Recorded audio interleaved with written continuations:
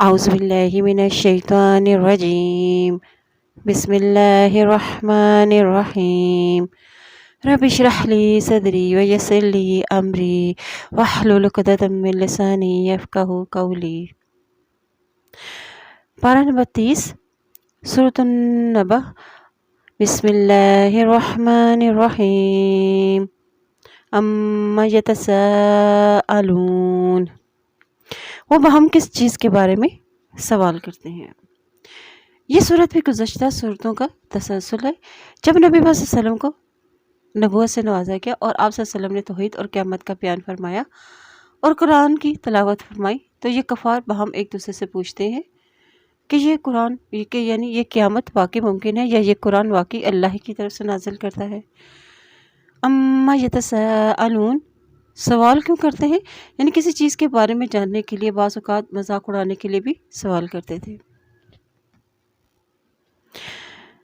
کس کے بارے میں سوال کرتے تھے؟ عن النبأ العظیم الذی هم فیہ مختلفون، یعنی اس عظیم خبر کے بارے میں، یعنی توحید اور قیامت کے بارے میں جس میں وہ اختلاف کرتے ہیں. عن النبأ العظیم، یعنی کس چیز کے بارے میں پوچھتے ہیں؟ توحید اور آخرت کے بارے میں. یعنی قیامت کی خبر کوئی عام خبر نہیں ہے، یہ بہت ہی بڑی خبر ہے. اور پھر وہ اس سے سن کے کیا کہتے ہیں؟ ہم فیہ مختلفون، پھر وہ اس میں اختلاف کرتے ہیں. اس بڑی خبر سے بعض نے قرآن مجید مراد لیا ہے، یعنی کافر اس کے بارے میں مختلف باتیں کرتے تھے. کوئی اسے جادو، کہانت، شاعری اور پہلوؤں کی کہانیاں بتلاتے تھے، اور بعض کے نزدیک اس سے مراد قیامت کا برپا ہونا ہے اور دوبارہ زندہ ہونا ہے. اس میں بھی اختلاف تھا. کوئی بالکل ہی انکار کرتے تھے اور کوئی شک کا اظہار کرتے، اور بعض کہتے کہ سوال کرنے والے مومن اور کافر دونوں ہی تھے. مومن کا سوال تو ایمان میں اضافے کے لیے تھا، مگر کافروں کا سوال کرنا مزاح کے طور پر تھا. کلا سیعلمون ثم کلا سیعلمون، ہرگز نہیں، جلد ہی وہ جان لیں گے، یعنی حقیقت معلوم ہو جائے گی انہیں، پھر ہرگز نہیں، جلد ہی وہ جان لیں گے. یعنی عنقریب ہی انہیں سب کچھ معلوم ہو جائے گا کہ اللہ اپنی عظیم قدرت کا تذکرہ فرما رہے ہیں کہ تاکہ توحید کی حقیقت ان کے سامنے واضح ہو جائے، اور اللہ کا رسول انہیں جس چیز کی دعوت دے رہا ہے اس پر ایمان لانا ان کے لیے آسان ہو جائے. الم نجعل الارض مہادا وجبالا اوتادا وخلقناکم ازواجا وجعلنا نومکم سباتا وجعلنا اللیل لباسا وجعلنا النہار معاشا وبنینا فوقکم سبعا شدادا. اور کیا ہم نے زمین کو بچھونا نہیں بنایا، یعنی آرام دہ اور چلنے پھرنے کے لیے آرام دہ نہیں بنایا، اور پہاڑوں کو میخیں نہیں بنایا، یعنی پہاڑ زمین میں گڑے ہوئے ہیں اس لیے کہ زمین حرکت نہیں کر سکتی. اور ہم نے تمہیں جوڑا پیدا کیا، یعنی مذکر اور مؤنث میں، یا مختلف شکلوں میں، مختلف رنگوں میں. اور ہم نے تمہاری نیند کو آرام کا ذریعہ بنایا، یعنی نیند تھکاوٹ کو دور کرتی ہے. اور ہم نے رات کو تمہارے لیے لباس بنایا تاکہ تم رات میں سکون حاصل کر سکو. اور ہم نے دن کو روزی کمانے کا وقت بنایا. اور ہم نے تمہارے اوپر 7 مضبوط آسمان بنائے. اور ہم نے ایک روشن چراغ سورج بنایا. اور ہم نے بھرے بادلوں سے خوب برسنے والا پانی نازل کیا تاکہ ہم اس کے ذریعے سے اناج اور سبزہ نکالیں اور گھنے باغات اگائیں. اور بے شک فیصلے کا دن ایک مقرر وقت ہے، یعنی اس دن جمع ہونے کا مقصد اعمال کے مطابق فیصلہ ہوگا. اور جس دن سور پھونکا جائے گا تو تم گروہ در گروہ چلے آؤ گے، اور آسمان کھول دیا جائے گا، یعنی پھر زمین پر فرشتے اترنے لگیں گے، اور اس میں دروازے ہی دروازے ہوں گے، اور پہاڑ چلا دیے جائیں گے، اور تو وہ ریت کی طرح ہو جائیں گے. اور بے شک دوزخ تاک میں ہے، اور کھاد ایسی جگہ کرتے ہیں جہاں چھپ کر دشمن کا انتظار کیا جاتا ہے تاکہ وہاں سے گزرے تو فوراً اس پر حملہ کر دیا جائے. اور جہنم کے دروغے بھی جہنمیوں کے انتظار میں اسی طرح بیٹھے ہیں، یا خود جہنم اللہ کے حکم سے کفار کے لیے گھات لگائے بیٹھی ہے. سرکشوں کا ٹھکانہ جہنم ہے، اور وہ اس میں مدتوں پڑے رہیں گے، اور اس میں کسی ٹھنڈک کا مزہ چکھیں گے اور نہ ہی مشروب کا. ہاں مگر کھولتا پانی اور بہتی بیب، یہ ہے بدلہ پورا، انہیں تو حساب کی امید ہی نہ تھی۔ یعنی وہ حساب و کتاب کا یقین ہی نہیں رکھتے تھے۔ وَكَذَّبُوا بِآيَاتِنَا كَذَّابًا وَكُلَّ شَيْءٍ أَحْصَيْنَاهُ كِتَابًا، انہوں نے ہماری آیات کو بے دریغ جھٹلایا۔ اب یہاں ان کے جرم بتائے جا رہے ہیں کہ انہوں نے ہماری آیات کو بے دریغ جھٹلایا اور ہم نے ہر چیز کو ایک کتاب میں گن رکھا ہے، یعنی لوح محفوظ میں۔ لہٰذا اب تم اپنے کیے کا مزہ چکھو، ہم تمہارا عذاب بڑھاتے ہی رہیں گے۔ عذاب بڑھانے کا مطلب ہے کہ اب یہ عذاب دائمی ہے، جب ان کی کھال گر جل جائے گی تو پھر بدل کر دوبارہ نہیں دے دی جائے گی۔ ان للمتقین مفازا حدائق واعنابا، بے شک متقین لوگوں کے لیے کامیابی ہے، باغات اور انگور ہے۔ قیامت کے منکرین کے بعد اب اہل سعادت کا ذکر کیا جا رہا ہے، ان کی نعمتوں کا بیان ہے، اور یہ نعمتیں اور کامیابی انہیں تقویٰ کی بدولت ملے گی۔ مفازہ کے معنی ہے نجات حاصل کرنا، مصیبتوں سے خیر و عافیت سے گزرنا، یعنی اہل تقویٰ اپنے تقویٰ کی بدولت امن اور سلامتی کی جگہ جا پہنچیں گے۔ اور نوجوان ہم عمر عورتیں جھلکتے ہوئے جام ہیں، وہ جنت میں نہ تو بہودہ باتیں سنیں گے اور نہ ہی جھوٹ، انہیں آپ کے رب کی طرف سے نیک عمل کا یہ بدلہ ملے گا جو ان کے لیے کافی انعام ہوگا، اور جو آسمانوں اور زمینوں کا اور ان کے درمیان تمام اشیاء کا رب ہے، نہایت ہی مہربان ہے۔ وہ اس سے بات کرنے کا اختیار نہیں رکھیں گے، یعنی اس دن کوئی اللہ سے کلام نہ کر سکے گا، اور جس دن جبرائیل علیہ السلام اور سب فرشتے اس کے حضور صف بستہ کھڑے ہوں گے، اور اسے صرف وہی کلام کر سکے گا جسے رحمان اجازت دے اور وہ درست بات کہے، اور یہ دن برحق ہے، یعنی یقیناً آنے والا ہے، چنانچہ جو چاہے اپنے رب کے پاس ٹھکانہ بنا لے، یعنی اچھے اعمال کر کے، اور بے شک ہم نے تمہیں جلد آنے والے عذاب سے ڈرایا ہے، اور اس دن انسان وہ سب کچھ دیکھے گا جو اس کے دونوں ہاتھوں نے آگے بھیجا ہے، یعنی اچھا یا برا اعمال، اور کافر کہے گا کہ کاش میں مٹی ہو جاؤں۔ بعض کہتے ہیں کہ اللہ تعالیٰ حیوانات کے درمیان بھی عدل و انصاف کے مطابق ہی فیصلہ فرمائے گا، حتیٰ کہ ایک سینگ والی بکری نے سینگ والے جانور پر کوئی زیادتی کی ہوگی تو اس کا بھی بدلہ دلایا جائے گا۔ اس سے فراغت کے بعد اللہ تعالیٰ جانوروں کو حکم دے گا کہ مٹی ہو جاؤ، چنانچہ وہ مٹی ہو جائیں گے۔ اس وقت کافر بھی آرزو کریں گے کہ کاش وہ بھی حیوان ہوتے اور آج مٹی بن جاتے۔ سورۃ النازعات، بسم اللہ الرحمن الرحیم، والنازعات غرقا، قسم ہے ڈوب کر روح نکالنے والے فرشتوں کی۔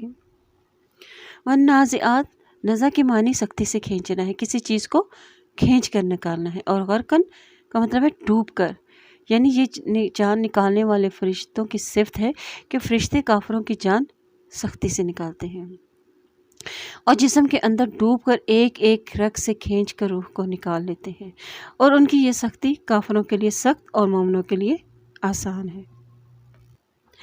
والناشطات نشطا والسابحات سبحا، اور آسانی سے روح نکالنے والوں کی اور تیزی سے تیرنے والوں کی۔ والناشطات، نشط کے معنی ہے گرہ کھول دینا، یعنی مومن کی جان فرشتے باسہولتیں نکالتے ہیں جیسے کسی چیز کی گرہ کھولی جائے۔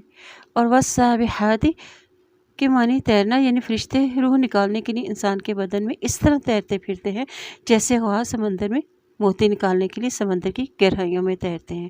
یہ مطلب یہ ہے کہ نہایت ہی تیزی سے اللہ کے حکم لے کر آسمان سے اترتے ہیں، اور فرشتے جب روح لے کر اوپر جاتے ہیں تو راستے میں کوئی رکاوٹ نہیں ہوتی، وہ تیزی سے چلے جاتے ہیں، اور فرشتے یہ کام اللہ کے حکم سے تیزی سے کرتے ہیں، اور پھر یہ فرشتے دوڑ کر آگے بڑھنے والوں کی اور پھر کام کی تدبیر کرنے والوں کی، اور جس دن کانپنے والی زمین کانپے گی اور اس کے پیچھے آئے گی پیچھے آنے والی قیامت، اس دن کئی دل دھڑکتے ہوں گے، یعنی یہ فرشتے اللہ کی وحی انبیاء تک دوڑ کر پہنچ جاتے ہیں تاکہ شیطان کو اس کی کوئی خبر نہ ہو، یا مومنوں کی روحیں جنت میں لے جانے کے لیے آگے بڑھتے ہیں۔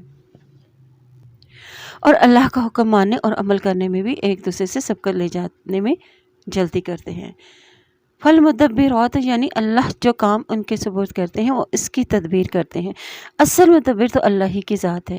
جب اللہ اپنی حکمت کے تحت فرشتوں کے ذریعے سے کام کرواتے ہیں تو انہیں بھی مدبر ہی کہہ دیا جاتا ہے۔ اس اعتبار سے یہ پانچوں صفات فرشتوں کی ہیں اور ان فرشتوں کی اللہ تعالیٰ نے قسم کھائی ہے۔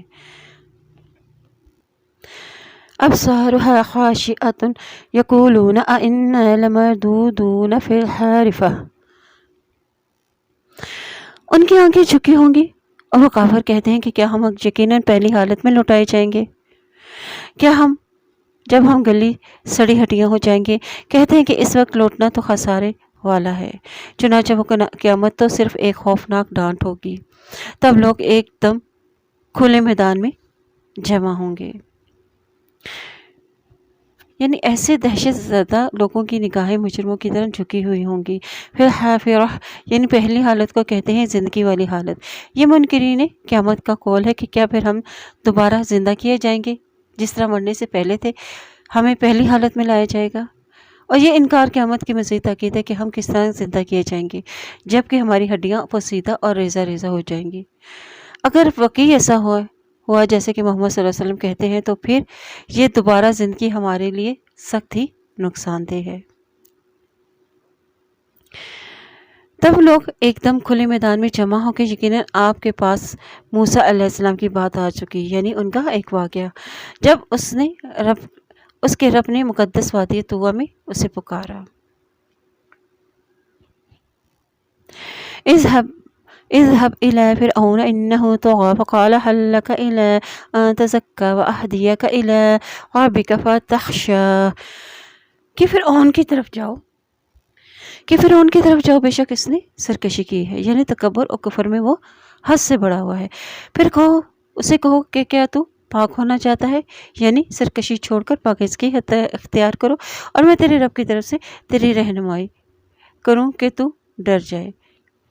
چنانچہ موسیٰ علیہ السلام نے اسے بڑی نشانیاں دکھائیں تو اس نے اسے جھٹلایا اور نافرمانی کی۔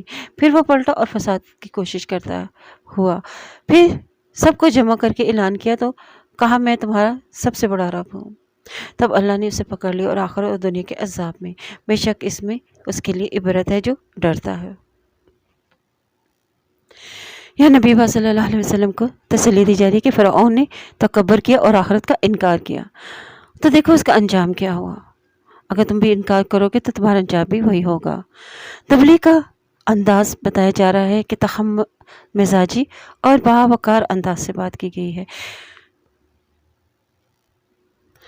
أأنتم أشد خلقا أم السماء بناها رفع سمكها فسواها،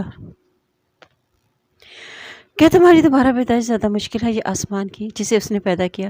اس نے آسمان کی چھت بلند کیا اور پھر اسے ٹھیک کیا اور اس کی رات کو تاریک اور اس کے دن کو روشن بنایا اور اس کے بعد زمین کو بچھایا اور اس میں سے اس کا پانی اور اس کا چارہ نکالا اور پہاڑ کو مضبوط گاڑ دیا، اور یہ سب تمہارے اور تمہارے جانوروں کے فائدے کے لیے ہے۔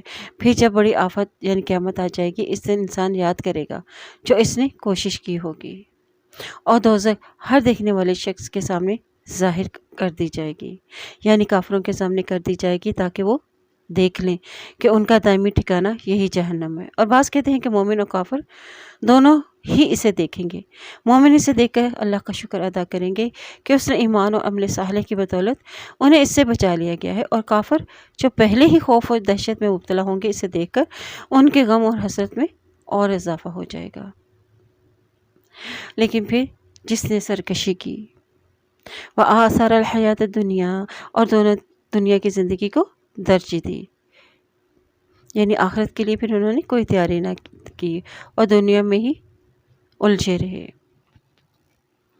فإن الجحیم ہی المأوى، تو بے شک دوزخ ہی ان کا ٹھکانہ ہے۔ لیکن جو شخص اپنے رب کے سامنے کھڑا ہونے سے ڈر گیا اور اپنے نفس کو خواہش سے روکا، یعنی حرام کاموں سے اور گناہوں سے، تو بے شک جنت ہی اس کا ٹھکانہ ہے۔ فإن الجنت ہی مأویٰ، تو بے شک जन्नत ही उनका ठिकाना है। ए नबी सल्लल्लाहु अलैहि वसल्लम, काफिर आपसे क़यामत के बारे में सवाल करते हैं कि वो कब वाक़ई होगी। आपको इसके बयान करने से क्या गर्ज़? इसके इल्म की इंतहा तो आपके रब ही के पास है, यानी क़यामत के आने का इल्म रब ही को मालूम है। तो आप सिर्फ हर उस शख्स को डराते हैं जो इससे डरे, यानी आपका काम तो खबरदार करना है।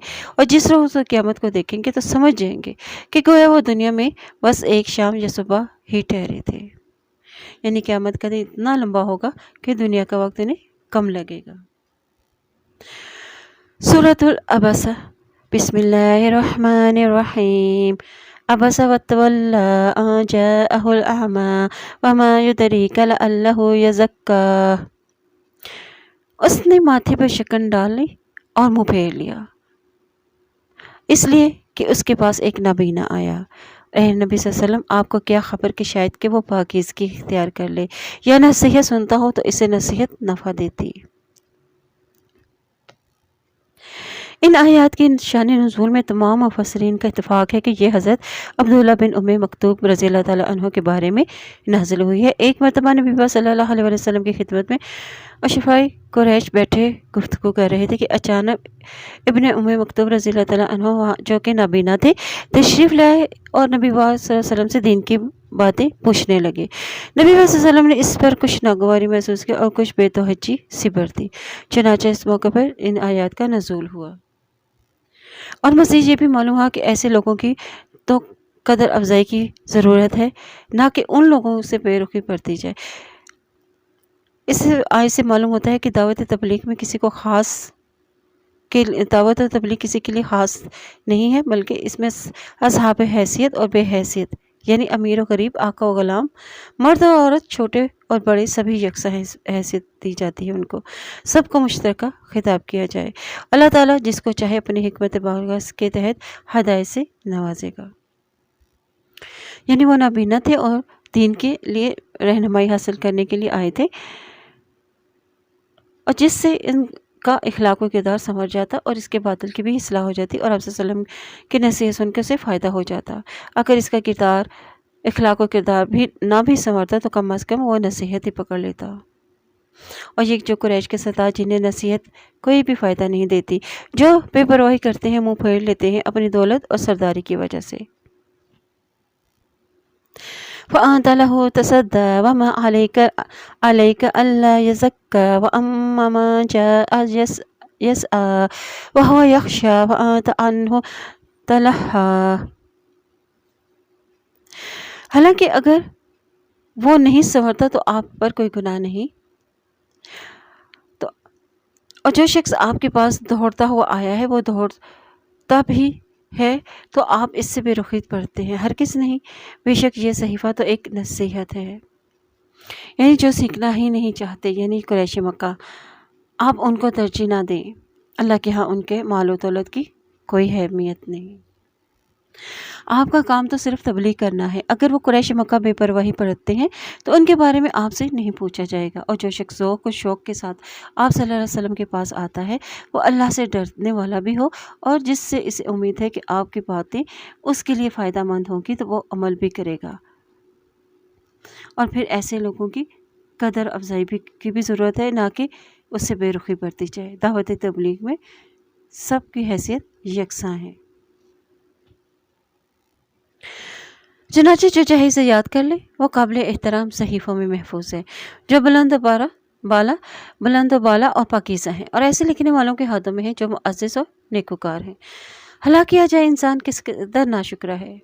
अल्लाह ने इसे किस चीज़ से पैदा किया? एक हकीर नुत्फ़े से इसे पैदा किया, फिर इसने इसका अंदाज़ा लगाया, फिर उसके लिए राह आसान कर दी, यानी ज़िंदगी का रास्ता आसान कर दिया, हक़ का रास्ता आसान कर दिया।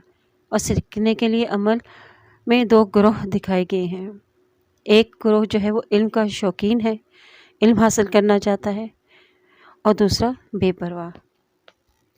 सुम्मा अमातहु फअक़बरहु सुम्मा इज़ा शाअ अंशरहु कल्ला लम्मा यक़दि मा अमरह।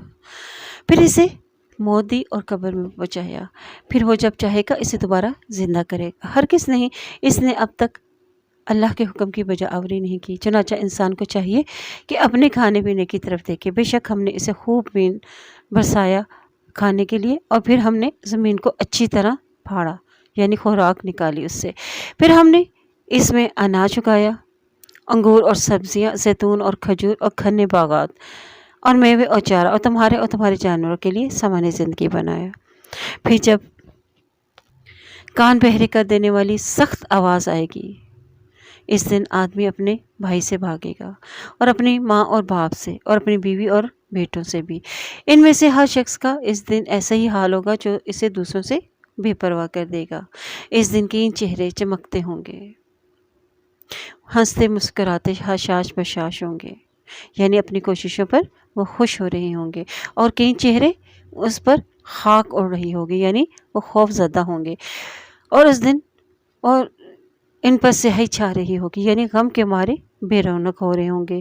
اور یہی لوگ ہیں کافر اور فاجر، یعنی بدکار لوگ، یعنی یہ لوگ اللہ اور رسول اور قیامت کا انکار کرنے والے تھے، بدکار اور بد اتوار لوگ تھے۔ سورۃ التکویر، بسم اللہ الرحمن الرحیم۔ اذا الشمس کورت وَإِذَا النُّجُومُ انْكَدَرَتْ وَإِذَا الْجِبَالُ سُيِّرَتْ وَإِذَا الْعِشَارُ عُطِّلَتْ وَإِذَا الْوُحُوشُ حُشِرَتْ وَإِذَا الْبِحَارُ سُجِّرَتْ وَإِذَا النُّفُوسُ زُوِّجَتْ۔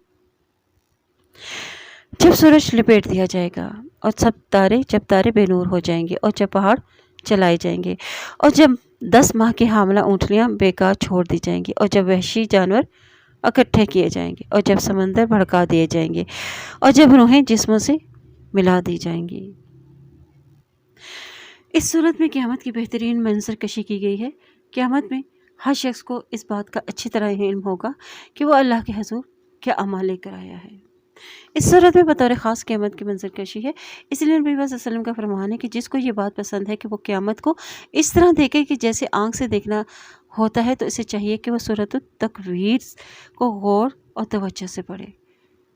اور جب سورج لپیٹ دیا جائے گا، اذا الشمس کورت واذا النجوم انکدرت، اور جب سورج لپیٹ دیا جائے گا، یعنی جس طرح سر پر امامہ لپیٹا جاتا ہے، اسی طرح سورج کے وجود کو لپیٹ دیا جائے گا، اور جس سے اس کی روشنی ختم ہو جائے گی۔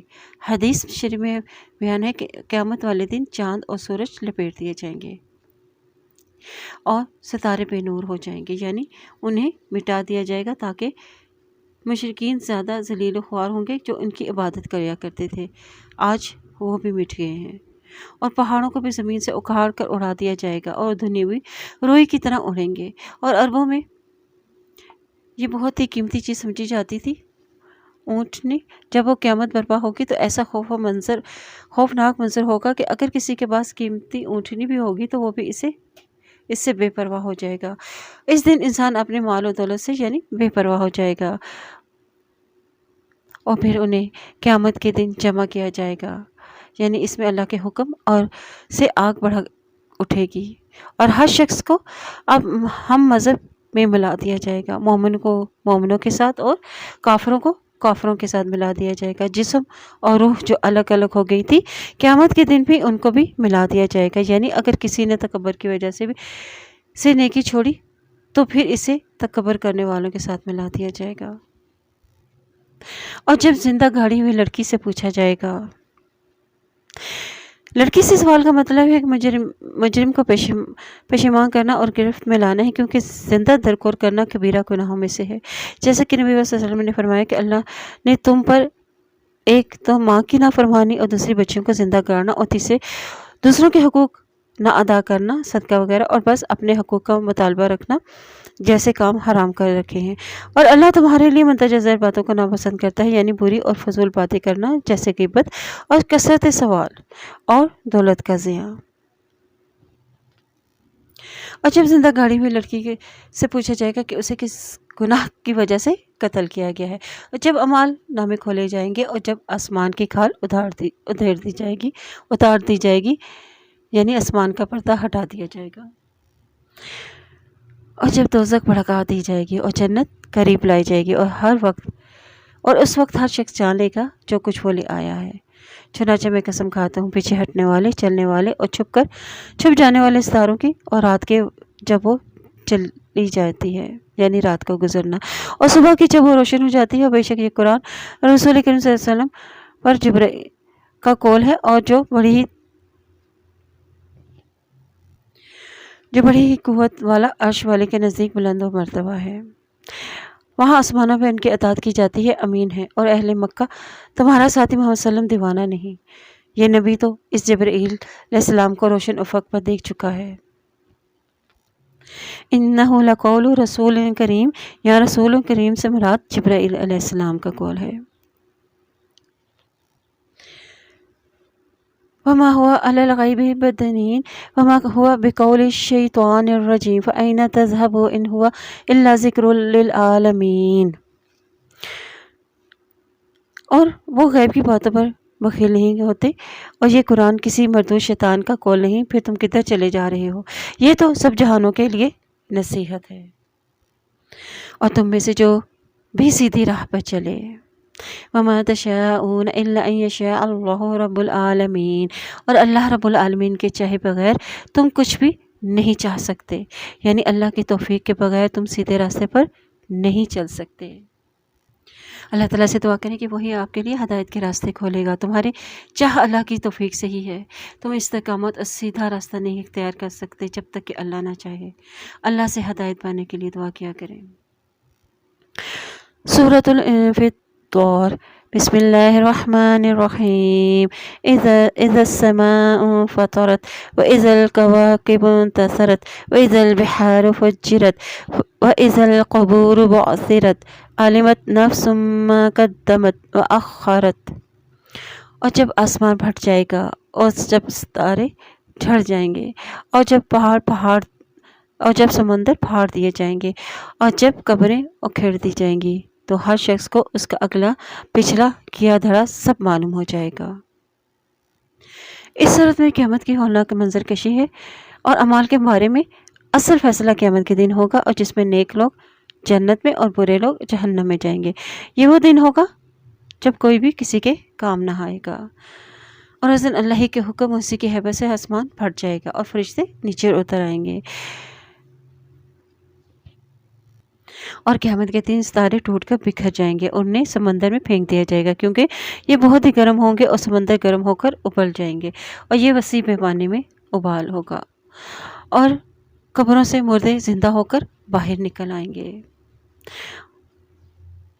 यानी जब ये मज़कूरा उमूर वाक़या होंगे तो इंसान को अपने किए का इल्म हो जाएगा, जो भी उसने अच्छा या बुरा अमल इसने किया होगा वो अपने सामने पाएगा।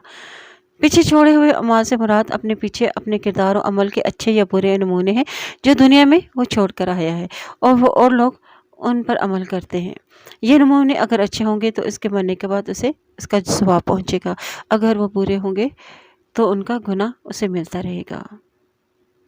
फिर कहा गया कि किस चीज़ ने इंसान तुझे धोखे और फ्रेब में मुब्तला कर रखा है कि तूने उस रब के साथ कुफर किया जिसने तुझ पर एहसान किया और तुझे वजूद बख्शा और तुझे अक्ल व फहम अता किया। ए इंसान, तुझे किस चीज़ ने अपने रब करीम की बाबत धोखे में डाले रखा, और जिसने तुझे पैदा किया फिर तुझे दुरुस्त किया और तुझे मुअत्तदिल बनाया, उसने फिर जिस सूरत में चाहा तुझे जोड़ दिया। हर किस नहीं बल्कि तुम लोग जज़ा और सज़ा को छुटलाते हो, हालांकि तुम पर निगरान फरिश्ते मुकर्रर हैं जो तुम्हारे अमाल और तुम्हारी बातें सब कुछ लिख रहे हैं। मुअज़्ज़ज़ लिखने वाले हैं यानी करामुन कातिबीन हैं, वो जानते हैं जो भी तुम अमल करते हो।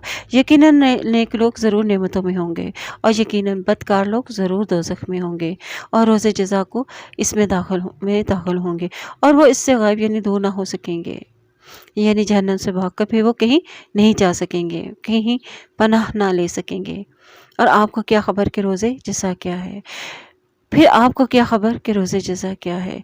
इस दिन कोई शख्स किसी के लिए कुछ भी इख्तियार ना रखेगा, यानी इस दिन सब इख्तियारात ख़त्म हो जाएंगे और इस दिन हुक्म सिर्फ अल्लाह ही का होगा, सिर्फ रब्बुल आलमीन का इख्तियार होगा। सूरतुल मुतफ़्फ़िफ़ीन, बिस्मिल्लाहिर्रहमानिर्रहीम। वैलुल लिल मुतफ़्फ़िफ़ीन अल्लज़ीना इज़्ज़ा इक्तालू अलन्नासि यस्तौफ़ून। डंडे मारने वालों के लिए तबाही है वो कि जब वो لوگوں سے ناپ کر لیں تو پورا لیتے ہیں، اور جب انہیں ناپ کر یا تول کر دیں تو کم دیتے ہیں۔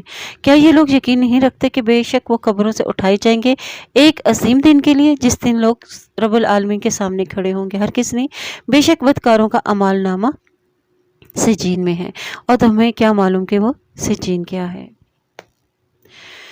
سورت کے آغاز میں کاروباری بددیانتی کی ہولناک انجام کا ذکر کیا گیا ہے۔ یہ مرض ہر دور میں عام رہا ہے کہ خرید اور فروخت کے پیمانے مختلف رکھے جاتے ہیں۔ آخرت کی جواب دہی سے بے خوف ہونے کے باعث یہ مرض انسان میں پیدا ہوتا ہے، جبکہ آخرت کے خوف سے امانت و دیانت اپنانے والا کسی بھی صورت برائی کی طرف مائل نہیں ہوتا۔ اس صورت کے شان نزول میں رہت ہے کہ جب نبی صلی اللہ علیہ وسلم مدینہ تشریف لائے تو اہل مدینہ ناپ و تول کے لحاظ سے خبیث ترین لوگ تھے، چنانچہ اللہ تعالیٰ نے یہ صورت نازل فرمائی جس کے بعد انہوں نے ناپ تول کو صحیح کر لیا۔ للمطففین یعنی ناپ تول میں کم دینے والے، ناپ کا پیمانہ بھرتے وقت کم بھرنا یا پیمانہ ہی چھوٹا رکھنا تاکہ کم تولا جائے، اور جو لیتے اور دینے کے پیمانے الگ الگ رکھتے ہیں، جب دینے کی بات ہو تو کم دیتے ہیں اور جب لینے کی بات ہو تو پورا لیتے ہیں۔ لینے اور دینے کے الگ الگ پیمانے رکھنا، اسی طرح ڈنڈی مار کر ناپ و تول میں کمی کرنا بہت بڑی اخلاقی بیماری ہے، جس کا نتیجہ دنیا اور آخرت میں تباہی ہے۔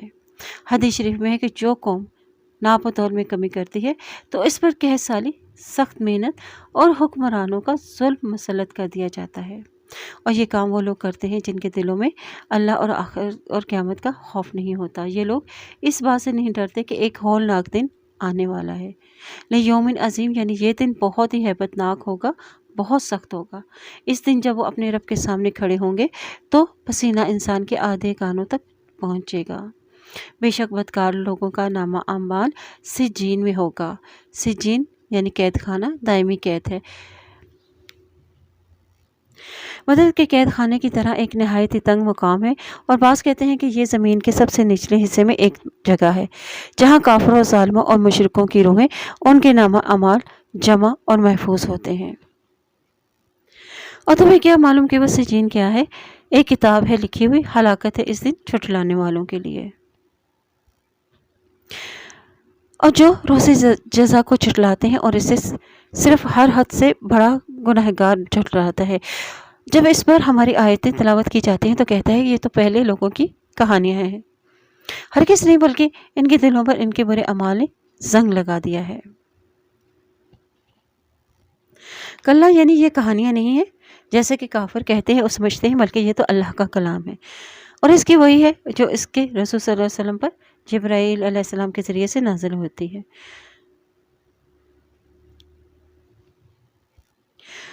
بل ران علی قلوبہم یعنی ان کے دلوں میں، ان کے دل اس قرآن اور وحی الہی پر ایمان اس لیے نہیں لاتے کہ ان کے دلوں پر گناہوں کی کثرت کی وجہ سے زنگ لگ چکا ہے۔ حدیث شریف میں ہے کہ بندہ جب گناہ کرتا ہے تو اس کے دل پر ایک سیاہ نقطہ پڑ جاتا ہے، اور اگر وہ توبہ کر لیتا ہے تو وہ سیاہی دور کر دی جاتی ہے، اور اگر وہ توبہ کے بجائے گناہ کیے چلا جاتا ہے تو وہ سیاہی بڑھتی چلی جاتی ہے، حتیٰ کہ اس کے پورے دل پر چھا جاتی ہے۔ کلا انہم عن ربہم یومئذ لمحجوبون، ہرگز نہیں، بے شک اس روز وہ کافر اپنے رب کے دیدار سے بھی یقیناً محروم رکھے جائیں گے۔ پھر بے شک وہ ضرور دوزخ میں داخل ہوں گے، پھر ان سے کہا جائے گا کہ یہ وہی چیز ہے جسے تم جھٹلایا کرتے تھے۔ ہرگز نہیں، بے شک نیک لوگوں کا نامہ اعمال یقیناً علیین میں ہے۔ اور تمہیں کیا معلوم کہ وہ علیین کیا ہے؟ ایک کتاب ہے لکھی ہوئی، اور اس کے پاس حاضر رہتے ہیں مقرر فرشتے۔ علیین یعنی بلندی، یہ سجین کے برعکس آسمانوں میں یا جنت میں یا سدرۃ المنتہا یا عرش کے پاس جگہ ہے جہاں نیک لوگوں کی روحیں اور ان کے نامہ اعمال محفوظ ہوتے ہیں، جس کے پاس مقرر فرشتے حاضر ہوتے ہیں۔ الابرار یعنی وسیع پیمانے میں نیکیاں کرنے والے، بے حساب نیکیاں کرنے والے اور اپنی ذمہ داریوں کو پوری طرح ادا کرنے والے لوگ، نیکی کی تلاش میں دور تک جانے والے لوگ، اور ایسے ہی لوگ، بے شک نیک لوگ ضرور نعمتوں میں ہوں گے، مسحریوں پر بیٹھے دیکھ رہے ہوں گے، اور ان کے چہروں پر آپ نعمتوں کی تازگی محسوس کریں گے۔ انہیں مہر لگی خالص شراب پلائی جائے گی اور جس پر کستوری کی مہر لگی ہوگی، لہٰذا شائقین کو اسی کا شوق کرنا چاہیے، اور اسی میں تسنیم کی آمیزش ہوگی، اور ایک چشمہ ہے جس سے اللہ کے مقرر بندے پئیں گے۔ بلا شبہ مجرم لوگ دنیا میں مومنوں پر ہنستے تھے، اور جب وہ مسلمانوں کے پاس سے گزرتے تو آپس میں آنکھوں سے اشارے کرتے تھے، اور جب وہ اپنے اہل و عیال کی طرف لوٹتے تو دل لگی کرتے لوٹتے، اور جب وہ کافر ان مسلمانوں کو دیکھتے تو کہتے بلا شبہ یہ یقیناً گمراہ لوگ ہیں، حالانکہ وہ کافر ان پر نگران بنا کر نہیں بھیجے گئے تھے۔ یعنی اللہ تعالیٰ نے انہیں مجرم کو یہ ذمہ داری ہی نہیں دی تھی کہ وہ نگہبانی کریں، کہ ان کا مذاق اڑائیں۔ چنانچہ آج مومن لوگ کافروں پر ہنس رہے ہوں گے، مسحریوں پر بیٹھے انہیں دیکھ رہے ہوں گے، اور کہیں گے کہ کیا کافروں کو ان حرکتوں کا بدلہ مل گیا جو وہ کرتے تھے؟ یعنی کہ کافروں کو جو کچھ وہ کیا کرتے تھے دنیا میں، آج انہیں ان کے کیے کا بدلہ مل گیا۔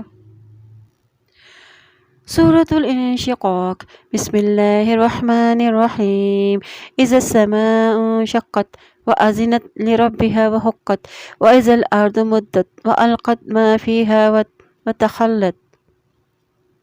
جب آسمان پھٹ جائے گا قیامت کے دن، وہ اپنے رب کے حکم کی تعمیل کرے گا اور اس کے لائق یہی ہے، اور جب زمین پھیلا دی جائے گی اور اس کے اندر جو کچھ ہے وہ اسے اگل دے گی اور خالی ہو جائے گی، اور اپنے رب کے حکم کی تعمیل کرے گی، اور اس کے لائق یہی ہے۔ ابتدائی آیات میں قیامت کے وقوع کے مناظر کا ذکر ہے، جس میں آسمان کے پھٹنے اور زمین کے برابر ہونے اور زمین کے اندر موجود انسان کے اجزاء کو اگل دینے کا ذکر ہے۔ یہ سب کچھ اللہ ہی کے حکم سے ہوگا۔ حشر کے تذکرے میں انسانی انجام کے اعتبار سے دو طبقات کا ذکر ہے، ایک نیکوکاروں کا اور دوسرا بدکاروں کا۔ نیکوکاروں لوگوں کو ان کا نامہ مال ان کے دائیں ہاتھ میں دیا جائے گا، اور بدکاروں کافروں اور مجرموں کو ان کا نامہ مال ان کے بائیں ہاتھ میں دیا جائے گا۔ ان سب چیزوں میں پر دلیل سورج کا نمودار ہونا اور رات اور دن کا آنا جانا ہے، انسان اور حیوان کو اپنے اپنے ٹھکانوں پر پلٹنا، اور چاند کی تغیرات کو بیان کیا گیا ہے، اور پھر فرمایا کہ قرآن کو سننے کے بعد جو اس کو تسلیم نہ کرے گا ان کے لیے دردناک سزا، جو ایمان لے آئیں گے تو ان کے لیے بے حساب اجر ہوگا۔ اذا السماء انشقت، شقت کے معنی ہے پھٹنا، شک ہو جانا، یعنی آسمان اپنے رب کے حکم کا تابع ہے، جب اسے حکم ہوگا تو وہ پھٹ جائے گا، یعنی قیامت کے دن مراد ہے۔ اور جب آسمان پھٹنے کا حکم، اللہ تعالیٰ آسمان کو پھٹنے کا حکم دے گا تو اسے سنے گا اور اس کی اطاعت کرے گا، اور پھر جو زمین کی تہہ میں جو کچھ بھی ہوگا وہ بھی سب کچھ ظاہر کر دے گی، یا اس میں جو بھی مردہ دفن ہے سب زندہ ہو کے باہر نکل آئیں گے، اور جو بھی خزانے اس میں موجود ہے وہ انہیں ظاہر کر دے گی اور خود بالکل خالی ہو جائے گی۔ یہ سب کچھ اللہ کے حکم سے ہوگا۔ اور اے انسان، بے شک تو اپنے رب کی طرف جانے کے لیے سخت محنت کر رہا ہے، بالآخر تو اس سے ملنے والا ہے، اور پھر جس شخص کو اس کا نامہ اعمال اس کے دائیں ہاتھ میں دیا جائے گا تو جلد ہی اس سے آسان حساب لیا جائے گا۔ فَسَوْفَ يُحَاسَبُ حِسَابًا يَسِيرًا، یعنی آسان حساب یہ ہے کہ مومن کا نامہ اعمال پیش ہوگا، اس کی غلطیاں بھی ان کے سامنے لائی جائیں گی، پھر اللہ اپنی رحمت اور فضل اور کرم سے پھر انہیں معاف فرما دے گا۔ اور ایک روایت میں ہے کہ عائشہ رضی اللہ تعالیٰ عنہ فرما دے کہ نبی صلی اللہ علیہ وسلم اپنی پاس نماز میں یہ بھی دعا پڑھا کرتے تھے، اللہم حاسبنی حسابا یسیرا، اے اللہ میرا حساب آسان فرمانا۔ نماز سے فراغت کے بعد میں نے پوچھا کہ حسابا یسیرا یعنی آسان حساب کا کیا مطلب ہے، تو آپ صلی اللہ علیہ وسلم نے فرمایا کہ اللہ تعالیٰ اس کا نامہ اعمال دیکھے گا اور پھر اسے معاف کر دے گا، اور وہ اپنے اہل کی طرف خوشی خوشی لوٹے گا، اور جس شخص کو اس کا نامہ اعمال اس کے پیٹھ پیچھے دیا جائے گا تو وہ ضرور تباہی کی دعوت دے گا، اور وہ بھڑکتی آگ میں جا پڑے گا، اور بے شک وہ دنیا میں اپنے اہل و عیال میں بڑا ہی خوش تھا، اور بے شک اس نے سمجھا کہ ہرگز نہیں اللہ کی طرف لوٹ کر نہیں جائے گا، کیوں نہیں، اس کا رب اسے دیکھ رہا ہے۔ بے شک میں قسم کھاتا ہوں شفق کی اور رات کی اور اس کی جو کچھ وہ سمیٹتی ہے، اور چاند کی جب وہ پورا ہو جاتا ہے، تم ضرور درجہ بدرجہ ایک حالت سے دوسری حالت کو پہنچو گے۔ اور پھر ان کافروں کو کیا ہو گیا ہے کہ وہ ایمان نہیں لاتے۔ وَإِذَا قُرِئَ عَلَيْهِمُ الْقُرْآنُ لَا يَسْجُدُونَ، اور جب ان پر قرآن پڑھا جاتا ہے تو وہ سجدہ نہیں کرتے، یعنی قرآن پر ایمان نہیں لاتے، ان کے عمل میں کوئی تبدیلی نہیں آتی۔ بَلِ الَّذِينَ كَفَرُوا يُكَذِّبُونَ وَاللَّهُ أَعْلَمُ بِمَا يُوعُونَ فَبَشِّرْهُم بِعَذَابٍ أَلِيمٍ، بے شک کافر تو الٹا جھٹلاتے ہیں اور جو کچھ وہ سینوں میں محفوظ رکھتے ہیں، اور اللہ اسے خوب جانتا ہے، تو آپ انہیں دردناک عذاب کی خبر دے دیجیے۔ الا الذین آمنوا وعملوا الصالحات لهم اجر غیر ممنون، مگر وہ جو لوگ ایمان لائے اور انہوں نے نیک عمل کیے ان کے لیے بے انتہا اجر ہے، یعنی نہ ختم ہونے والا اجر، یعنی انہیں ایسا اجر ملے گا جس کا سلسلہ کبھی ختم نہ ہوگا۔ سورۃ البروج، بسم اللہ الرحمن الرحیم۔ والسماء ذات البروج واليوم الموعود وشاهد ومشهود قتل أصحاب الأخدود النار ذات الوقود۔ بروجوں والے آسمانوں کی قسم اور اس دن کی قسم جس کا وعدہ کیا گیا ہے، اور حاضر ہونے والے کی اور حاضر کیے گئے کی، ہلاکت کیے گئے خندقوں والوں کی، اور ان خندقوں میں آگ تھی ایندھن والی، جبکہ وہ ان خندقوں کے کنارے بیٹھے تھے اور جو کچھ وہ مومنوں کے ساتھ کر رہے تھے اسے دیکھ رہے تھے، اور انہیں ان مومنوں کا یہی کام برا معلوم ہوا کہ وہ اللہ کے غالب اور قابل تعریف پر ایمان لاتے تھے، وہ ذات کے اس کے لیے آسمان اور زمین کی بادشاہی اور اللہ ہر چیز پر شاہد ہیں۔ اہل ایمان پر کافروں کے مظالم کے سلسلے میں دو طبقات کو خبردار کیا گیا ہے۔ نمبر 1، اہل ایمان اگر مظلوم برداشت کریں گے تو اللہ ان کو اجر عظیم دے گا۔ اہل ایمان اگر جو ظلم برداشت کریں گے تو اللہ ان کو اجر عظیم سے نوازے گا، اور ظالموں سے ان کے ظلم کا بدلہ خود اللہ ہی لے گا۔ اسی ضمن میں اصحاب الاخدود کی گئی لعنت کا بھی ذکر کیا گیا ہے۔ یہاں البروج سے مراد ستارے ہیں، یعنی ظاہر اور نمایاں ہونے کی وجہ سے انہیں بروج کہا گیا ہے۔ قتل اصحاب الاخدود، یعنی جن لوگوں نے خندق کھود کر اس میں رب کے ماننے والوں کو ہلاک کیا، ان کے لیے ہلاکت اور بربادی ہے جو اپنے لیے ہلاکت کے گڑھے کھودتے ہیں۔ یہ خندق کیا تھی؟ ایندھن والی آگ تھی جو اہل ایمان کو اس میں جھونکنے کے لیے دہکائی گئی تھی۔ کافر بادشاہ جو اس کے کرندے آگ کے کنارے بیٹھے اہل ایمان کے جلنے کا تماشا دیکھ رہے تھے، یعنی ان لوگوں کے جرم جن کو آگ میں جھونکا جا رہا تھا یہ تھا کہ وہ اللہ پر ایمان لے آئے تھے۔ اس واقعے کی تفصیل واقعہ اصحاب الاخدود، یعنی گزشتہ زمانے میں ایک بادشاہ کا جادوگر اور کاہن تھا۔ جب وہ کاہن بوڑھا ہو گیا تو اس نے بادشاہ سے کہا کہ مجھے ایک ذہین لڑکا دو جسے میں یہ علم سکھا دوں۔ چنانچہ بادشاہ نے اسے ایک سمجھدار لڑکا تلاش کر کے اس کے سپرد کر دیا، اور لڑکے کے راستے میں ایک راہب کا مکان آتا تھا۔ یہ لڑکا آتے جاتے اس کے پاس بیٹھتا اور اس کی باتیں سنتا تھا، اور جو اسے اچھی لگتی تھی اسی طرح یہ سلسلہ چلتا رہا۔ ایک مرتبہ یہ لڑکا جا رہا تھا کہ اسے راستے میں ایک بڑا ہی جانور یعنی شیر یا سامنے جس نے لوگوں کا راستہ روک رکھا تھا۔ لوگوں نے سوچا کہ آج میں بتا کرتا ہوں کہ جادوگر صحیح ہے یا راہب۔ یہ اس لڑکے نے سوچا تھا، اور اس نے ایک پتھر پکڑا اور کہا کہ اللہ، اگر راہب کا معاملہ تیرے نزدیک جادوگر کے معاملے سے بہتر پسندیدہ ہے تو اس جانور کو مار دے تاکہ لوگوں کی آمد و رفت جاری ہو جائے۔ اور یہ کہہ کے اس نے پتھر مارا اور وہ جانور مر گیا۔ جس میں لڑکے نے یہ قصہ راہب کو جا کے بیان کر دیا، اور راہب نے کہا کہ بیٹا، اب تم فضل و کمال کو پہنچ گئے ہو اور تمہاری آزمائش شروع ہونے والی ہے، مگر تم اب میرا نام ظاہر مت کرنا۔ یہ لڑکا مادر ذات، اندھے، برس اور دیگر بیماریوں کا علاج بھی کرتا تھا۔ ایمان باللہ کی شرط پر اس نے ایک نبینہ کو صحیح بھی کیا تھا، یہ کہہ کر کہ اگر تم ایمان لے آؤ گے تو میں اللہ سے دعا کروں گا، وہ شفا دے دے گا۔ چنانچہ اس کی دعا سے وہ شفا یاب ہو گیا۔ یہ خبر بادشاہ تک بھی جا پہنچی تو وہ پریشان ہوا۔ بعض اہل ایمان والوں کو اس نے قتل کروا دیا۔ اس لڑکے کے بارے میں کہا کہ اسے لے جا کے پہاڑوں کی چوٹی سے نیچے پھینک دو، اور اسے دعا کی اور پہاڑ میں لرزش پیدا ہوئی اور وہ سب مر گئے، اور اللہ نے اسے بچا لیا۔ اور پھر بادشاہ نے اسے دوسرے آدمیوں کے سپرد کر کے کہا کہ اسے سمندر میں پھینک دو۔ وہاں بھی اس کی دعا سے کشتی الٹ گئی اور جس سے سب غرق ہو گئے، اور اللہ تعالیٰ نے پھر اسے بچا لیا۔ اس لڑکے نے بادشاہ سے کہا، اگر تم مجھے مارنا چاہتا ہے تو ایک کھلے میدان میں لوگوں کو جمع کرو اور بسم اللہ رب الغلام کہہ کر مجھے تیر مارنا۔ چنانچہ بادشاہ نے ایسا ہی کیا، جس سے وہ لڑکا مر گیا۔ لیکن سارے لوگ پکار اٹھے کہ ہم اس لڑکے کے رب پر ایمان لائے ہیں۔ بادشاہ پریشان ہو گیا، چنانچہ اس نے خندق کھدوائی اور حکم دیا کہ جو ایمان سے انحراف نہ کرے گا اسے آگ میں پھینک دیا جائے۔ اسی طرح ایمان والے آتے رہے اور آگ کے حوالے ہوتے رہے، حتیٰ کہ ایک عورت آئی جس کے ساتھ ایک بچہ بھی تھا۔ جب وہ بچہ بول پڑا کہ اماں صبر کرو، یقیناً تو حق پر ہے، ان کا جرم کہ وہ اللہ پر ایمان لائے تھے۔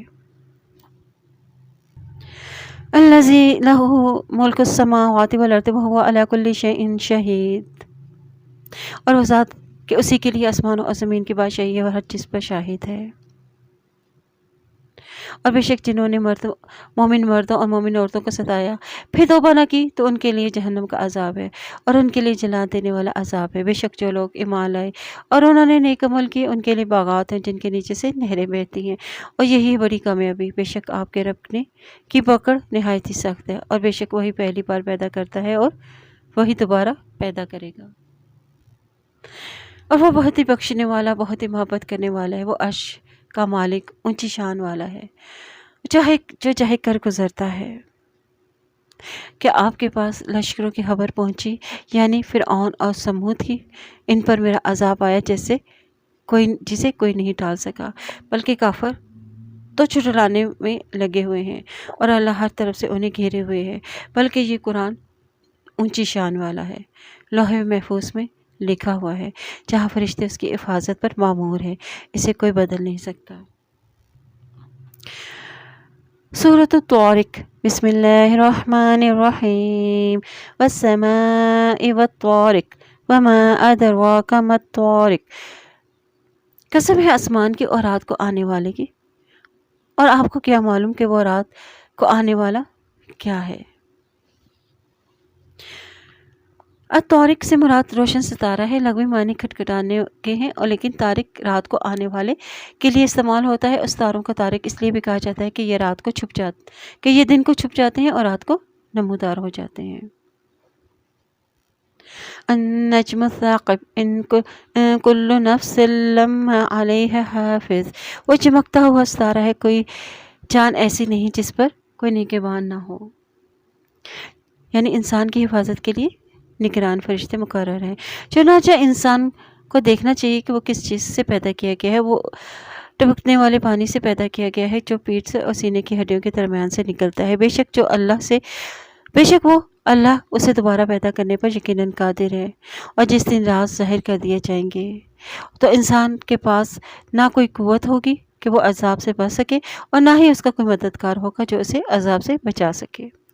قسم ہے بار بار بارش برسانے والے آسمان کی اور بھٹکنے والی زمین کی، بے شک یہ قرآن یقیناً قول فضیل ہے۔ انہ لقول فضل، یعنی یہ قرآن فیصلہ کن ہے جو حق کو باطل کے درمیان فیصلہ کرے گی، اور یہ ہنسی مذاق نہیں ہے۔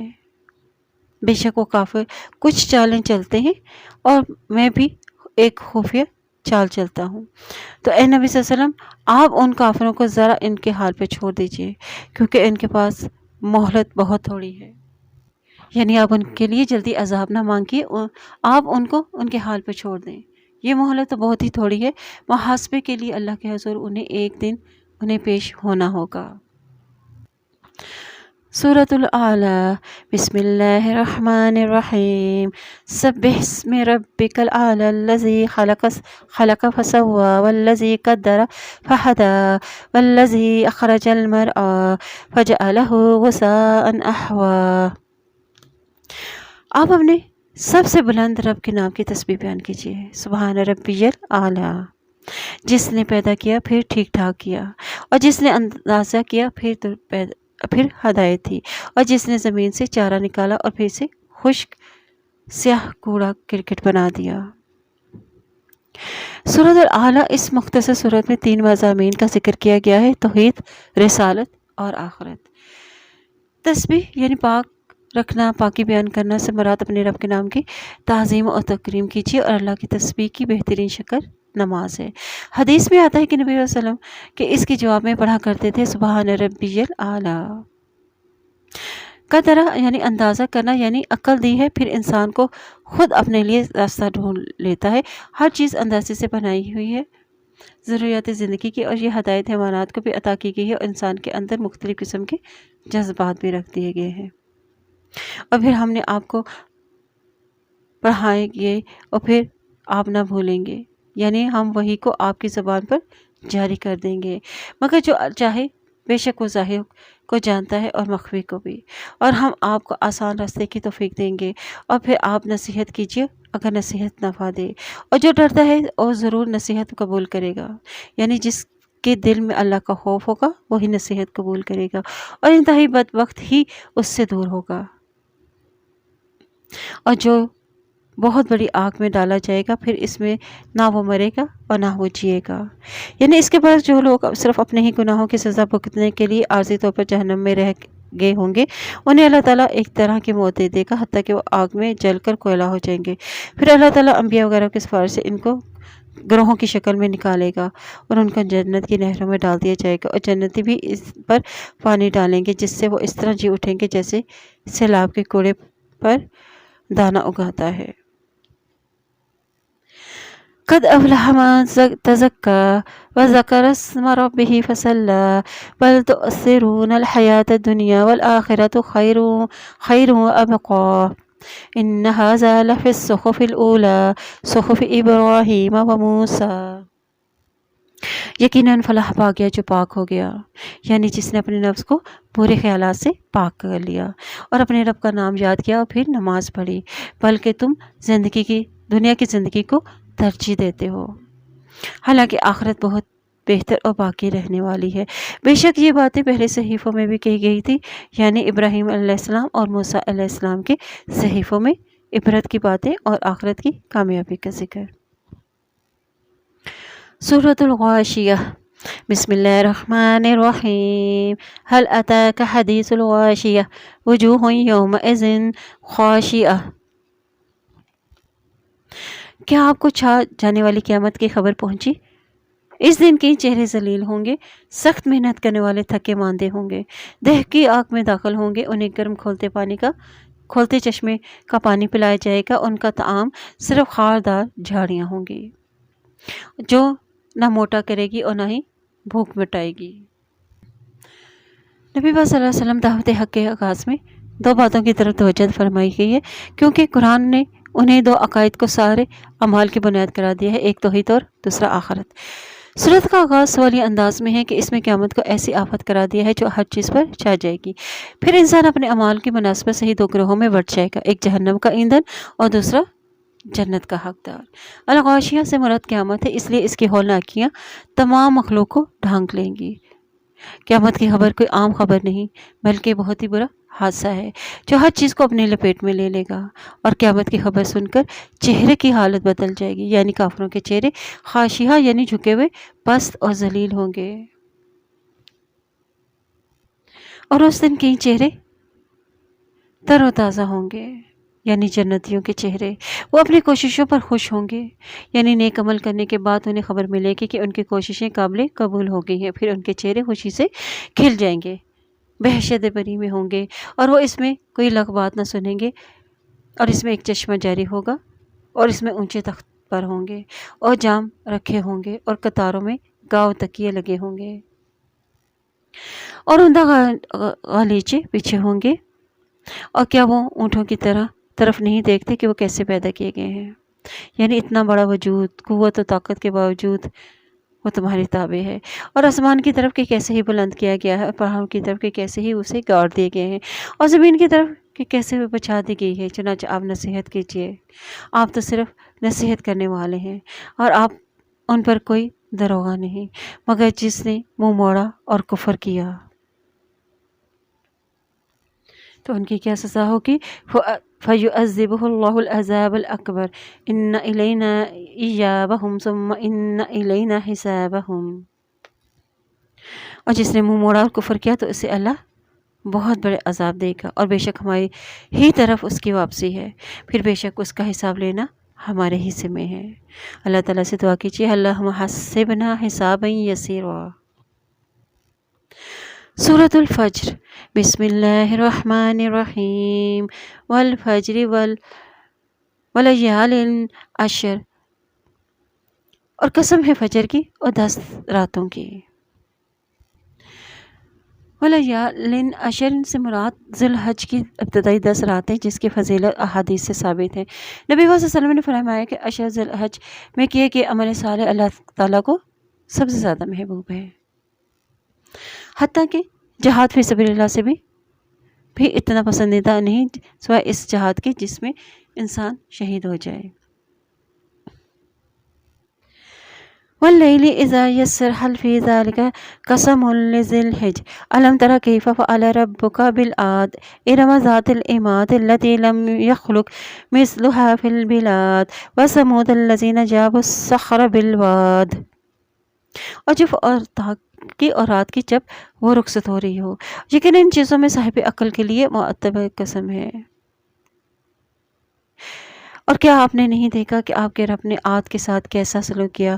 عاد ارم جو اونچے ستونوں والے تھے، جن کی مانند کوئی قوم ملکوں میں پیدا نہیں کی گئی تھی، یعنی اپنے دور کی بے نظیر قوم تھی، اس جیسی دراز قد قوت و طاقت والی قوم کوئی اور پیدا نہ ہوئی تھی۔ اور سمود کے ساتھ جو وادی میں چٹانیں تراشتے تھے، یعنی رہائش گاہیں بناتے تھے، اور فرعون میخوں والے کے ساتھ وہ جنہوں نے شہروں میں سرکشی کی، یعنی اپنی قوت و طاقت کی وجہ سے، اور ان میں سے بہت زیادہ فساد پھیلایا، اور تب آپ کے رب نے ان پر عذاب کا کوڑا برسایا، اور بے شک آپ کا رب مجرموں کی کھات میں ہے۔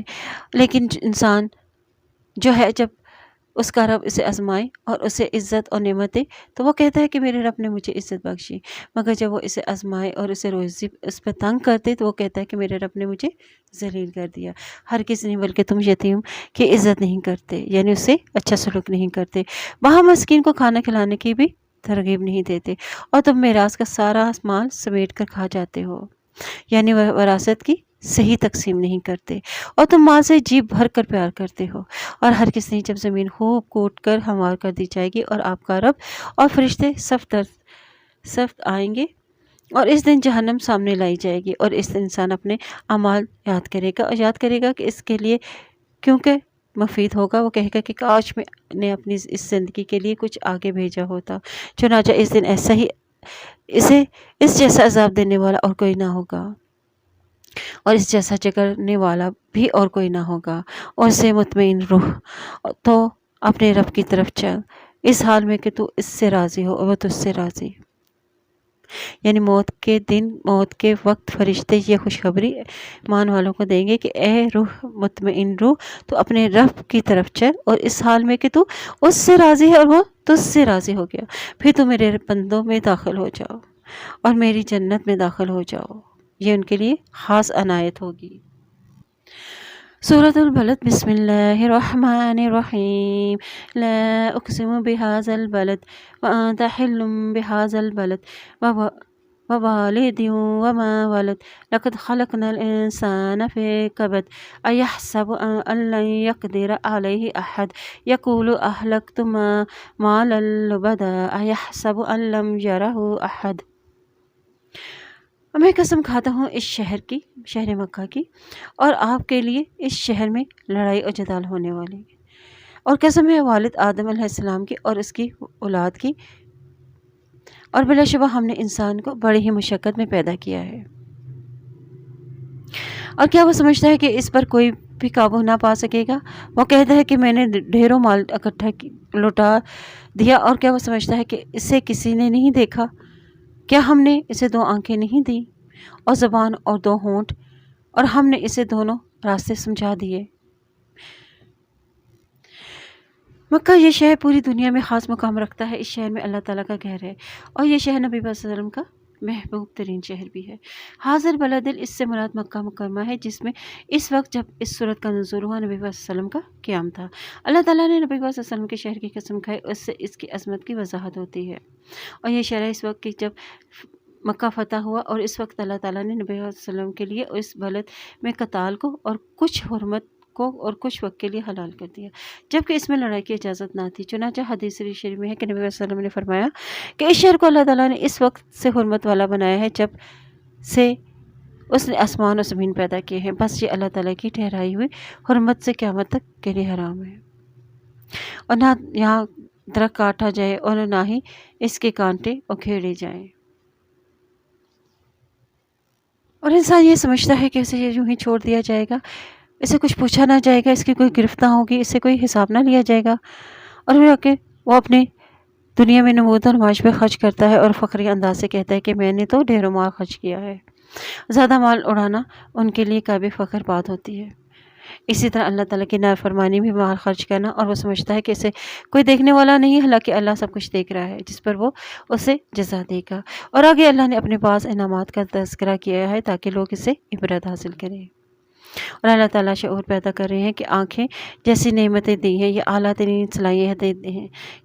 اللہ تعالیٰ نے انہیں یہ صلاحیتیں اس لیے دی تاکہ وہ اس سے حق کو پہچان سکیں، اور بولنے کے لیے زبان دی، اور ہونٹ زبان کو روکنے کا کام دیتے ہیں۔ علاوہ ازیں یہ صلاحیتیں انسان کے چہرے کے لیے خوبصورتی کا بھی باعث ہے، اور ہدایت کی نصیحت بھی عطا کی، خیر و شر، ایمان اور سعادت کے دو راستے بھی دکھا دیے، اور ان میں تمیز کرنے کی صلاحیتیں بھی عطا کر دی۔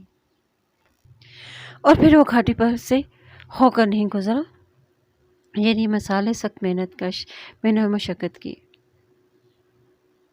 اور آپ کو کیا معلوم ہے کہ وہ دشوار گھاٹی کیا ہے؟ وہ ہے کسی انسان کو غلامی سے چھڑانا، یعنی آزاد کرا دینا، یا بھوک والے دن کھانا کھلا دینا کسی رشتہ دار یتیم کو، یا کسی خاک نشین مسکین کو۔ مطلب یہ کہ کسی گردن کو آزاد کرانا، کسی بھوکے کو کھانا کھلانا، رشتہ دار یتیم یا مسکین کو کھانا کھلانا، یہ دشوار گزار گھاٹی میں داخل ہونا ہے، جس کے ذریعے سے انسان جہنم سے بچ کے جنت میں جا پہنچے گا۔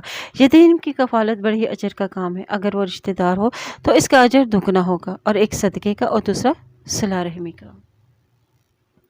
ثم كان من الذين آمنوا وتواصوا بالصبر وتواصوا بالمرحمة أولئك أصحاب الميمنة والذين كفروا بآياتنا هم أصحاب المشأمة عليهم نار مؤصدة۔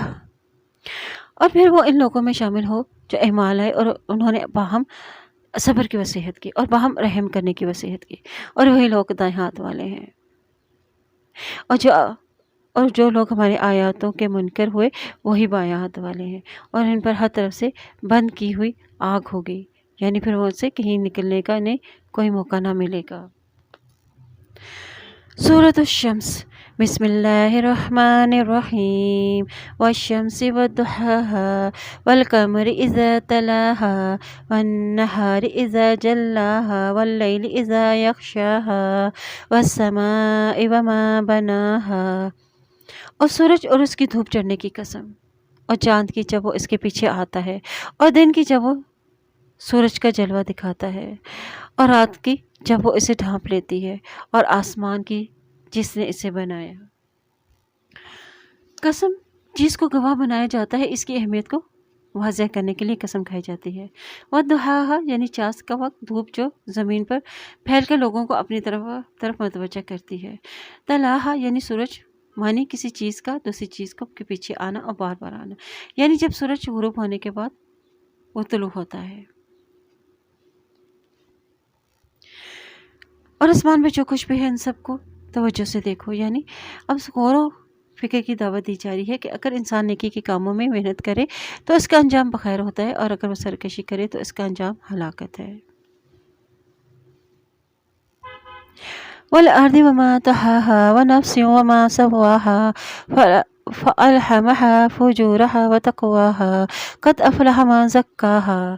اور زمین کی اور جس نے اسے بچھایا، یعنی بے مخلوق کے رہنے کے لیے اسے بچھایا، اسے میں بہترین رزق رکھا، اور انسانی نفس کی اور جس نے اسے ٹھیک کیا، یعنی اس کے اندر دونوں صلاحیتیں رکھتی، خیر اور شر کی پہچان رکھتی، اور پھر اس کی بدی اور اس کا تقوی اس پر الہام کر دیا، یعنی پھر اسے اچھی طرح سمجھا دیا۔ الہام کیا ہے کہ وہ پانچ اللہ فرشتوں کی جانب سے بغیر کسی سبب کے دل میں آ جانا۔ اور یقیناً فلاح بھاگے جس نے نفس کا تزکیہ کیا، یعنی اپنے نفس کی اصلاح کی اور شرک سے پاک رکھا اپنے آپ کو، اور یقیناً نامراد ہوا جس نے اسے آلودہ کیا، یعنی جس نے اپنے نفس کی پھر اصلاح نہیں کی۔ قوم سمود نے اپنی سرکشی کی وجہ سے نبی صلی اللہ علیہ وسلم کو چھٹلایا، اور جب وہ اٹھ کھڑا ہوا تو اس قوم کا بڑا ہی بدبخت تھا۔ تو انہیں رسول اللہ صلی اللہ علیہ وسلم نے کہا کہ اللہ کی اونٹنی ہے اور اس کو پانی پلانے کی حفاظت کرو۔ پھر انہوں نے اس کو چھٹلایا اور اونٹنی کو مار ڈالا، تو ان کے رب نے ان کے گناہوں کی وجہ سے ان پر تباہی ڈال کر سب کا صفایا کر دیا، یعنی سب کو پہ نیست و نابود کر دیا گیا۔ یہاں ان کے رسول سے مراد حضرت صالح علیہ السلام ہے۔ اور وہ اس تباہی کے انجام سے نہیں ڈرتا۔ یعنی اللہ تعالیٰ کو یہ ڈر نہیں کہ اس نے انہیں سزا دی کہ کوئی بڑی طاقت اس سے بدلہ لے گی۔ وہ انجام سے بے خوف ہے، کیونکہ کوئی ایسی طاقت نہیں جو اس سے بڑھ کر ہو، جو اس سے انتقام لینے پر قدرت رکھتی ہو۔ سورۃ اللیل۔ بسم اللہ الرحمن الرحیم۔ واللیل اذا یغشی والنہار اذا تجلی وما خلق الذکر والانثی ان سعیکم لشتی فاما من اعطی واتقی وصدق بالحسنی فسنیسرہ للیسری واما من بخل واستغنی۔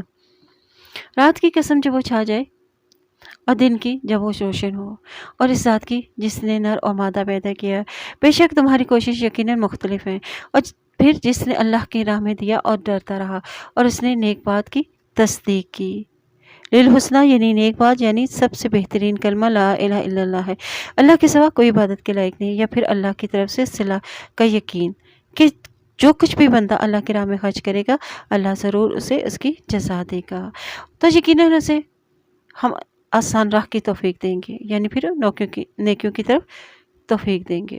لیکن جس نے کنجوسی کی اور پرواہ نہ کی، اس نے نیک بات کو چھٹلایا، تو اسے ہم تنگی کی راہ سہولت دے دیں گے، یعنی دنیا اور آخرت میں پھر اس کے لیے تنگی پیدا کر دیں گے۔ اس کا مطلب ہے کہ نیکی کا راستہ اختیار کرنے والے کے لیے نیکی کا، اور بدی کا راستہ اختیار کرنے والے کے لیے بدی کا راستہ آسان کر دیا جائے گا۔ اور جب وہ دوزخ میں گرے گا تو اسے اس کا مال کوئی فائدہ نہ دے گا، اور بے شک ہدایت دینا تو ہمارے ہی ذمہ ہے، اور بے شک آخرت اور دنیا ہمارے ہی اختیار میں ہے۔ اور بالآخر میں تمہیں بھڑکتی آگ سے ڈرا دیا ہے، اس میں بڑا ہی بدبخت ہی داخل ہوگا، اور جس نے جھٹلایا اور منہ پھیرا اور بڑا ہی متقی، اس سے ضرور دور رکھا جائے گا۔ اور جو پاک ہونے کے لیے اپنا مال دیتا ہے، اور اس پر کسی کا کوئی احسان نہیں جس کا بدلہ اسے دینا ہے، مگر صرف اپنے رب پر برتر کا چہرہ چاہتے ہوئے مال کو خرچ کرتا ہے، اور یقیناً وہ اللہ جلد ہی اس سے راضی ہوگا۔ یعنی جو شخص ان صفات کا حامل ہوگا، جو اللہ کی راہ میں اپنا مال خرچ کرے گا، تو اللہ اسے جنت کی نعمتوں سے نوازے گا، اور جس سے وہ راضی ہو جائے گا۔ سورۃ الضحیٰ۔ بسم اللہ الرحمن الرحیم۔ والضحیٰ واللیل اذا سجی ما ودعک ربک وما قلی وللآخرۃ خیر لک من الأولی ولسوف یعطیک ربک فترضی ألم یجدک یتیما فآوی ووجدک ضالا فہدی ووجدک عائلا فأغنی فأما اليتیم فلا تقہر وأما السائل فلا تنہر وأما بنعمت ربک فحدث۔ دن چڑھے کی قسم اور رات کی جب وہ چھا جائے۔ وہ ضحیٰ سے مراد پورا دن، چاشت جب وہ سورج بلند ہوتا ہے اور روشنی پھیل جاتی ہے۔ اے نبی صلی اللہ علیہ وسلم، آپ کے رب نے آپ کو نہیں چھوڑا۔ یعنی وحی کے آغاز کے بعد کچھ مدت کے لیے وحی الہی کا آنا بند ہو گیا تھا، جس پر نبی صلی اللہ علیہ وسلم پریشان ہو گئے اور غمگین ہو گئے۔ مشرکین کہنے لگے کہ اس کا رب اس سے ناراض ہو گیا ہے۔ اس پہ کہا کہ اے نبی، آپ کے رب نے آپ کو نہ چھوڑا اور نہ ہی ناراض ہوا، یعنی ابھی تو اور بھی وحی آئے گی، اور یقیناً آپ کے لیے آخرت دنیا سے بہتر ہے، اور جلد آپ کا رب آپ کو اتنا دے گا کہ آپ راضی ہو جائیں گے، یعنی دنیا کی فتوحات اور آخرت کا اجر و ثواب۔ اور کیا اس نے آپ کو یتیم نہ پایا پھر ٹھکانہ دیا، اور آپ کو نا واقف راہ پایا اور پھر ہدایت بخشی، یعنی پھر آپ کو نبوت سے نوازا گیا اور کتاب دی گئی، اور آپ کو تنگ دست پایا پھر مالدار کر دیا، یعنی فتوحات کے ذریعے۔ لہٰذا آپ یتیم پر سختی نہ کریں، یعنی ان کے ساتھ نرمی والا معاملہ کیجیے، اور سوالی کو نہ جھڑکے، بلکہ جواب دینا ہو تو پیار و محبت سے دیجیے، اور اپنے رب کی نعمت کا ذکر کرتے رہیں، یعنی زبان سے شکر کریں اور دوسروں سے بھی اپنی نعمتوں کا تذکرہ کیجیے۔ یعنی آپ پر اللہ نے جو احسانات کیے ہیں، مثلا ہدایت دی ہے، رسالت اور نبوت سے آپ کو نوازا ہے، اور یتیم ہونے کے باوجود آپ کی کفالت اور سرپرستی کا بھی انتظام کیا ہے، تو پھر ہمارے سیکھنے کے لیے کیا بات ہے کہ اللہ کی دی ہوئی نعمتوں کا زبان سے بھی شکر ادا کیجیے، نعمتوں کو ظاہر بھی کریں اور دوسروں کو بھی اس کے ساتھ شریک کریں۔ سورۃ علم نشرح، بسم اللہ الرحمن الرحیم۔ ألم نشرح لك صدرك ووضعنا عنك وزرك الذي أنقض ظهرك ورفعنا لك ذكرك فإن مع العسر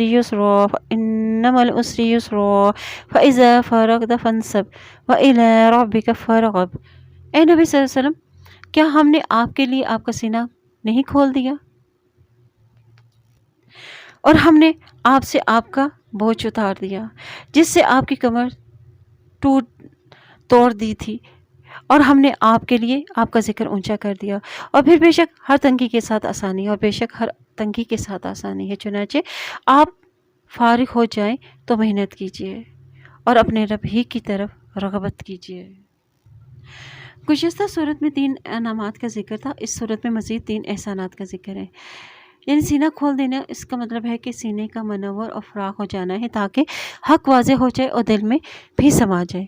اس شرح صدر میں وہ شک کہ صدر بھی آ جاتا ہے جو روایات کی روح سے 2 مرتبہ نبی صلی اللہ علیہ وسلم کا کیا گیا۔ ایک مرتبہ بچپن میں جب آپ صلی اللہ علیہ وسلم عمر کے 4 سال میں تھے، حضرت جبرائیل علیہ السلام آئے اور آپ کا سینہ چیرا اور اس سے وہ حصہ شیطانی نکال دیا جو ہر انسان کے اندر موجود ہے، پھر اسے دھو کر بند کر دیا گیا، اور دوسری مرتبہ معراج کے موقع پر آپ کا سینہ چاک کیا گیا، اسے آب زمزم سے دھو کر اپنی جگہ رکھ دیا گیا اور اسے ایمان و حکمت سے بھر دیا گیا، اور پھر یہ بوجھ نبوت سے قبل 40 سالہ دور زندگی سے متعلق ہے۔ اس دور میں اگرچہ اللہ تعالیٰ نے آپ کو گناہوں سے محفوظ رکھا، کسی بت کے آگے آپ نے سجدہ ریز نہ ہوئے اور کبھی شراب نہ پی، تاہم معروف معنوں میں اللہ کی عبادت و اطاعت کا نہ آپ صلی اللہ علیہ وسلم کو علم تھا اور نہ ہی آپ نے کی، اس لیے آپ کے دل اور دماغ پر اس 40 سالہ عدم عبادت و اطاعت کے بوجھ تھا، جو حقیقت میں تو نہ تھا، لیکن آپ کے احساسات اور شعور نے اسے بوجھ بنا رکھا تھا۔ اللہ تعالیٰ نے اسے اطاعت دینے کا اعلان فرمایا اور اسے اور دعوت و تبلیغ میں آسانیاں پیدا کر دیں، اور نبوت سے پہلے دل کے بوجھ اور نبوت کے بعد لوگوں کی مخالفت کا بوجھ، ورفعنا لک ذکرک، اور جہاں اللہ کا نام آتا ہے پھر اللہ تعالیٰ نے وہاں آپ کا بھی نام آتا ہے، مثلا اذان میں، نماز، گزشتہ کتابوں میں بھی آپ کا تذکرہ اور صفات کی تفسیر موجود ہے، فرشتوں میں بھی آپ کا ذکر خیر ہوتا ہے، اور آپ صلی اللہ علیہ وسلم کی اطاعت کو اللہ تعالیٰ نے اپنی اطاعت قرار دیا ہے، اور اپنی اطاعت کے ساتھ آپ صلی اللہ علیہ وسلم کی اطاعت کا بھی حکم دیا گیا ہے، اور یہ آپ اور صحابہ کرام کے لیے بڑی خوشخبری ہے کہ اسلام کی راہ میں جو بھی تکلیفیں برداشت کی ہیں تو اس میں گھبرانے کی ضرورت نہیں۔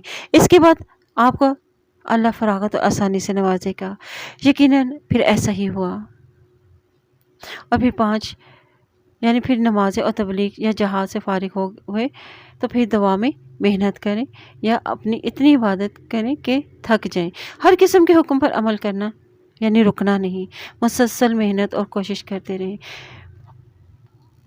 اور اللہ تعالیٰ سے اپنی حاجت طلب کریں، تمام معاملات میں پھر اسی پر بھروسہ اور اعتماد رکھیں، یہی نجات کا ذریعہ ہے، اور اپنے رب کی طرف راغب ہو جائیے۔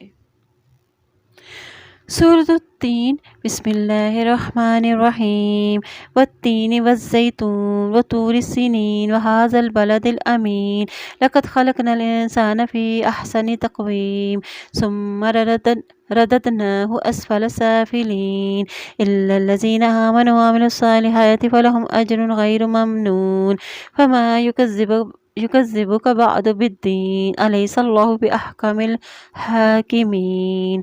قسم ہے انجیر اور زیتون کی اور طور سینا کی اور اس پر پرامن شہر مکہ کی، لیکن ہم نے انسان کو بہترین شکل و صورت میں پیدا کیا ہے، پھر ہم نے اسے نیچوں سے نیچے پھینک دیا، اور مگر جو لوگ ایمان لائے اور انہوں نے نیک عمل کیے ان کے لیے بے انتہا اجر ہے۔ اور پھر اے انسان، اس کے بعد تجھے کون سی چیز جزا اور سزا کو چھٹلانے پر آمادہ کرتی ہے؟ کیا اللہ سب حاکموں سے بڑا حاکم نہیں؟ انجیر اور زیتون سے مراد وہ علاقہ ہے جہاں اس کی پیداوار ہوتی ہے، یعنی بیت المقدس۔ وہ طور سینین، یہ طور وہی ہے جہاں اللہ تعالیٰ نے حضرت موسیٰ علیہ السلام سے ہم کلام ہوئے تھے، اور یہاں مراد شہر مکہ ہے جس میں وہذا البلد الامین، جس سے مراد شہر مکہ ہے جس میں قتال کی اجازت نہ تھی، اور جو اس میں داخل ہوتا اسے عمل حاصل ہو جاتا۔ بیت المقدس میں جہاں عیسیٰ علیہ السلام پیغمبر بن کر آئے، طور سینا پر حضرت موسیٰ علیہ السلام کو بھی نبوت حاصل ہوئی، اور نمبر 3 یہ شہر مکہ میں نبی صلی اللہ علیہ وسلم کی بعثت ہوئی 3 مقامات کی قسم جن سے ہر ایک پر جلیل القدر اور صاحب شریعت پیغمبر مبعوث ہوئے۔ الیس اللہ بحکم الحاکمین، اللہ کسی پر ظلم نہیں کرتا، اس کے عدل کا یہی تقاضا ہے کہ وہ قیامت برپا کر دے، اور اللہ سب حاکموں سے بڑھ کر حاکم ہے، فیصلہ کرنے والا ہے۔ سورۃ العلق، بسم اللہ الرحمن الرحیم۔ اقرأ بسم ربک الذی خلق، خلق الانسان من علق، اقرأ وربک الاکرم الذی علم بالقلم، علم الانسان ما لم يعلم، کلا ان الانسان لیطغی ان رآہ استغنی، ان الی ربک الرجعی، ارأیت الذی ینہی۔ اپنے رب کے نام سے پڑھیے جس نے پیدا کیا ہے اور اس نے انسان کو جمے ہوئے خون سے پیدا کیا ہے، اور پڑھیے آپ کا رب بڑا ہی کریم ہے، وہ ذات جس نے قلم کے ذریعے سے علم سکھایا، اور اس نے انسان کو وہ علم سکھایا جو وہ نہیں جانتا تھا۔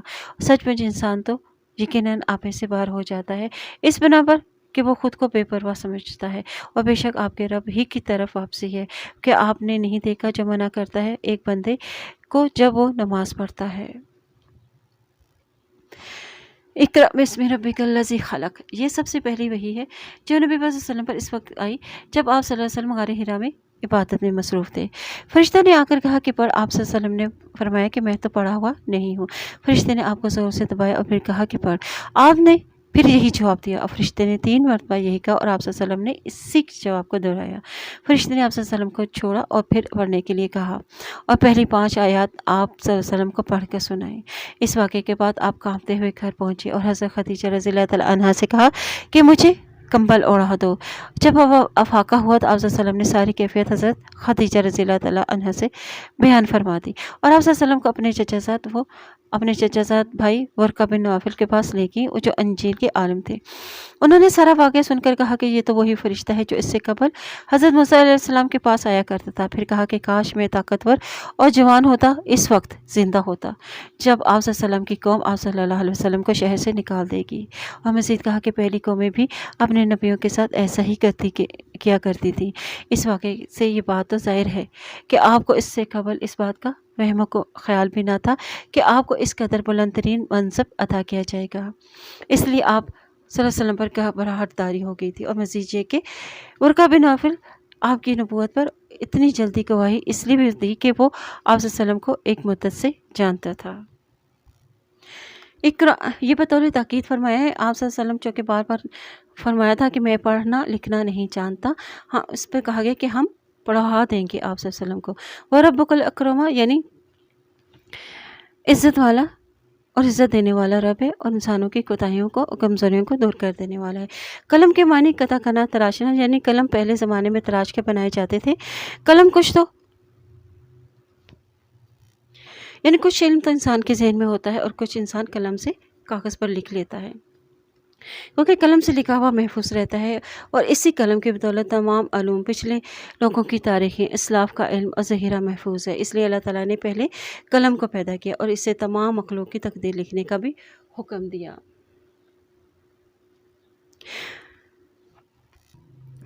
أرأيت إن كان على الهدى أو أمر بالتقوى أرأيت إن كذب وتولى ألم يعلم بأن الله يرى كلا لئن لم ينته لنسفعا بالناصية ناصية كاذبة خاطئة فليدع ناديه۔ اور بھلا دیکھ تو اگر وہ بندہ ہدایت پر ہو یا تقوی کا حکم دیتا ہو، یہاں ابدن سے مراد نبی پاک صلی اللہ علیہ وسلم ہے، یا وہ تقوی کا حکم دیتا ہو، بھلا دیکھ تو اگر وہ حق کو چھٹلاتا اور اس سے منہ موڑتا ہو، کیا وہ نہیں جانتا کہ بے شک اللہ دیکھ رہا ہے؟ ہرگز نہیں، اگر وہ باز نہ آیا تو ہم اسے پیشانی کے بالوں سے پکڑ کر ضرور گھسیٹیں گے، اور پیشانی جو چھوٹی اور خطا کار ہے، اور چنانچہ سے چاہیے کہ وہ اپنی مجلس والوں کو بلائے، یعنی انسان کو حق بات پر جمع رہنا چاہیے، اور انسان کو حق پر جمع رہنا چاہیے، اور اللہ تعالیٰ خود حفاظت فرمائے گا۔ اور یقیناً ہم نے عذاب کے فرشتوں کو بلا لیں گے، ہرگز نہیں آپ اس کی اطاعت نہ کریں اور سجدہ کریں، اللہ کا قرب حاصل کریں۔ سورۃ القدر، بسم الله الرحمن الرحيم إنا أنزلناه في ليلة القدر وما أدراك ما ليلة القدر ليلة القدر خير من 1000 شهر تنزل الملائكة والروح فيها بإذن ربهم من كل أمر سلام هي حتى مطلع الفجر۔ بے شک ہم نے اس قرآن کو لیلۃ القدر میں نازل کیا۔ اور آپ کو کیا معلوم کہ لیلۃ القدر کیا ہے؟ لیلۃ القدر 1000 مہینوں سے بہتر ہے۔ اس رات میں فرشتے اور روح جبرائیل علیہ السلام اپنے رب کے حکم سے ہر کام کے لیے نازل ہوتے ہیں، اور وہ رات طلوع فجر تک سلامتی ہی سلامتی ہے۔ لیلۃ القدر، اس رات اتنی کثرت سے زمین پر فرشتے اترتے ہیں کہ زمین تنگ ہو جاتی ہے۔ اور شب قدر کے معنی تنگی کی رات، یا اس لیے یہ نام رکھا گیا کہ اس رات جو عبادت کی جاتی ہے اللہ کے ہاں اس کی بڑی ہی قدر ہے، اس پر بڑا ہی ثواب ہے۔ اور رمضان کی آخری طاق راتوں میں سے کوئی بھی طاق رات قرآن کے اترنے کے آغاز ہوا، اور اس رات کی عظمت اور اہمیت واضح ہے کہ گویا کہ مخلوق اس کی تہ تک پوری طرح نہیں اتر سکتی، یہ صرف اللہ ہی جانتا ہے۔ اور اس رات، ایک رات کی عبادت 1000 مہینوں کی عبادت سے بہتر ہے۔ یہ امت محمدیہ صلی اللہ علیہ وسلم پر اللہ کا احسان عظیم ہے کہ مختصر سے عمر میں بھی زیادہ سے زیادہ ثواب حاصل کرنے کے لیے کیسی سہولتیں عطا فرمائی ہیں۔ والروح سے یہاں مراد حضرت جبرائیل علیہ السلام ہے، یعنی فرشتے حضرت جبرائیل علیہ السلام سمیت اس رات زمین پر اترتے ہیں ان کاموں کو سر انجام دینے کے لیے جن کا فیصلہ اس سال میں اللہ تعالیٰ فرماتے ہیں۔ اور یہ سلامتی والی رات ہے کہ مومن اس رات شیطان کے شر سے محفوظ رہتے ہیں، یا فرشتے اہل ایمان کو سلام عرض کرتے ہیں، یا فرشتے ہی آپس میں ایک دوسرے کو سلام کرتے ہیں۔ سورۃ البینہ، بسم اللہ الرحمن الرحیم۔ لم يكن الذين كفروا من أهل الكتاب والمشركين منفكين حتى تأتيهم البينة۔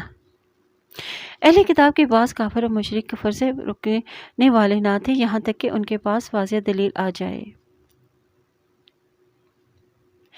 مشرکین میں چونکہ کئی خطاؤں کو ماننے والے کافر، بت پرست اور اللہ کی توحید اور رسول اللہ علیہ وسلم کی رسالت کا بھی انکار کرنے والے سب شامل ہیں۔ اللہ کی طرف سے ایک رسول جو پاکیزہ صحیفے پڑھے جن پر درست اور معتدل احکام ہیں، اور جن لوگوں کو کتاب دی گئی تھی ان میں تفرقہ اور ان کے پاس واضح دلیل آ جانے کے بعد پڑھا، حالانکہ انہیں یہی حکم دیا گیا تھا کہ وہ بندگی کو اللہ کے لیے خالص کر کے یکسو ہو کر اسی کی عبادت کریں، اور وہ نماز قائم کریں اور زکوٰۃ ادا کریں، اور یہی سیدھی اور ملت دین کا، یعنی ابراہیم علیہ السلام کے طریقے کا، ملت ابراہیمی، ملت کا، دین کا، اور یہی سیدھی ملت کا دین ہے۔ اور بے شک اہل کتاب میں سے جن لوگوں نے کفر کیا اور مشرکین آتش جہنم میں چلیں گے، اور وہ اس میں ہمیشہ رہیں گے، وہی لوگ مخلوق میں بدترین ہیں۔ اور بے شک وہ لوگ جو ایمان لائے انہوں نے نیک عمل کیے، وہی لوگ مخلوق میں بھی بہترین ہے، اور ان کی جزا ان کے رب کے ہاں ہمیشہ رہنے والے باغ ہیں جن کے نیچے سے نہریں بہتی ہیں، اور اس میں وہ ہمیشہ رہیں گے اب تک، اور اللہ ان پر راضی ہو اور وہ اللہ سے راضی ہو گئے۔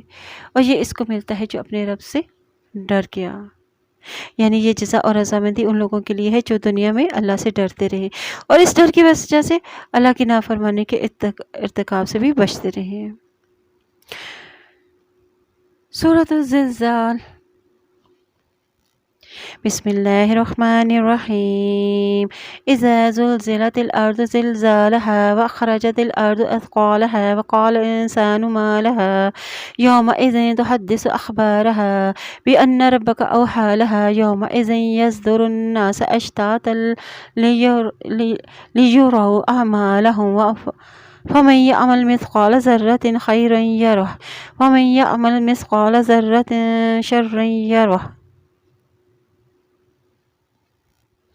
جب زمین پورے زور سے ہلائی جائے گی اور زمین اپنے بوجھ باہر نکال دے گی، اور انسان کہے گا کہ اسے کیا ہو گیا ہے، اس دن وہ اپنے خود پر گزرے ہوئے حالات کو بیان کر دے گی، کیونکہ آپ کا رب اسے یہی حکم دے گا، اور اس روز لوگ الگ الگ ہو کر لوٹیں گے تاکہ انہیں ان کے اعمال دکھائے جائیں۔ لہٰذا جس نے ذرا بھر بھی بھلائی کی ہوگی وہ اسے دیکھ لے گا، اور جس نے ذرا بھر بھی برائی کی ہوگی وہ بھی اسے دیکھ لے گا، کیونکہ اس دن اس کے اعمال اس کا جو عمل ہے وہ ذرے برابر، اللہ سے اس کا کوئی عمل بھی چھپا ہوا نہ رہے گا۔ سورۃ العادیات، بسم اللہ الرحمن الرحیم، والعادیات ضبحا فالموریات قدحا فالمغیرات صبحا۔ سر پر دوڑتے ہانپتے گھوڑوں کی قسم، پھر قسم مار کر چنگاریاں نکالنے والوں کی، پھر صبح کے وقت حملہ کرنے والوں کی، اور پھر اس وقت وہ گردوں کو پر اڑاتے ہیں، اور پھر اس وقت وہ دشمنوں کی جماعت کے درمیان گھس جاتے ہیں۔ اور بے شک انسان اپنے رب کا بڑا ہی ناشکرا ہے، اور بے شک وہ اس بات پر خود بھی گواہ ہے، بے شک وہ مال کی محبت میں بری طرح گرفتار ہے۔ پھر کیا وہ نہیں جانتا کہ جب نکال باہر کیا جائے گا جو کچھ قبروں میں ہے اور ظاہر کر دیا جائے گا، اور جو کچھ سینوں میں راز دفن ہے، بے شک رب اس دن ان کے حال سے خوب آگاہ ہوگا، یعنی ان کے اعمال کے مطابق پھر جزا اور سزا دے گا۔ سورۃ القاریہ، بسم اللہ الرحمن الرحیم، القاریۃ ما القاریہ وما ادراک ما القاریہ، یوم یکون الناس کالفراش المبثوث وتکون الجبال کالعہن المنفوش، فاما من ثقلت موازینہ فهو في عيشة راضية وأما من خفت موازينه فأمه هاوية وما أدراك ما هي نار حامية۔ وہم بہتان کے حرص نے تمہیں غافل کر دیا ہے، یعنی مال اور اولاد کی کثرت انہیں غافل کر رکھا ہے، یہاں تک کہ تم قبروں میں جا پہنچے ہو۔ ہرگز نہیں، جلد ہی تم جان لو گے، پھر ہرگز نہیں، جلد ہی تم جان لو گے کہ جو بھی تم کوشش کر رہے ہو وہ دنیا میں رہ جائے گی۔ پھر ہرگز نہیں، اگر تم یقینی علم کے ساتھ جان لو پھر تم ضرور دوزخ کو دیکھو گے، پھر تم ضرور اسے ضرور یقین کی آنکھ سے دیکھو گے، یعنی آج تم یقین نہیں کرتے تھے کہ کل تم اس کو یقین کی آنکھ سے دیکھ لو گے۔ پھر اس دن تم سے نعمتوں کے بارے میں سوال کیا جائے گا، یعنی دنیا میں انسان کو جو بھی نعمتیں میسر ہیں، آخرت میں اس کی بابت پوچھا جائے گا، یعنی عمر کہاں گزاری، جوانی کو کس کام میں گزارا، مال کہاں سے آیا اور کہاں خرچ کیا، اور جو علم حاصل کیا اس کو پا کر پھر کیا کیا۔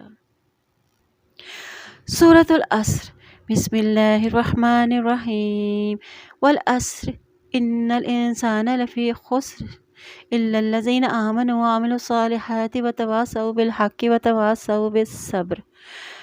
زمانے کی قسم، یہاں والعصر سے مراد عصر کی نماز کا وقت ہے، اور بے شک انسان خسارے میں ہے، یعنی ہمیں جو بھی زندگی ملی ہے وہ آہستہ آہستہ کم ہو رہی ہے، اور جو اسے بیکار کاموں میں گزارے گا وہی خسارے میں ہوگا،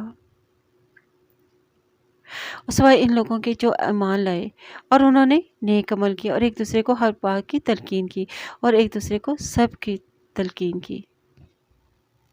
یہاں سے معلوم ہوا کہ ایمان انسان کے عمل کو بدل دیتا ہے۔ بسم اللہ، سورۃ الہمزہ، بسم اللہ الرحمن الرحیم، ویل لکل ہمزۃ لمزہ الذی جمع مالا وعددہ یحسب ان مالہ اخلدہ کلا لینبذن فی الحطمہ وما ادراک ما الحطمہ نار اللہ الموقدۃ التی تطلع علی الافئدہ انہا علیہم مؤصدہ فی امد ممددہ۔ اے نبی صلی اللہ علیہ وسلم، کہ آپ نے نہیں دیکھا کہ آپ کے رب نے ہاتھی والوں کے ساتھ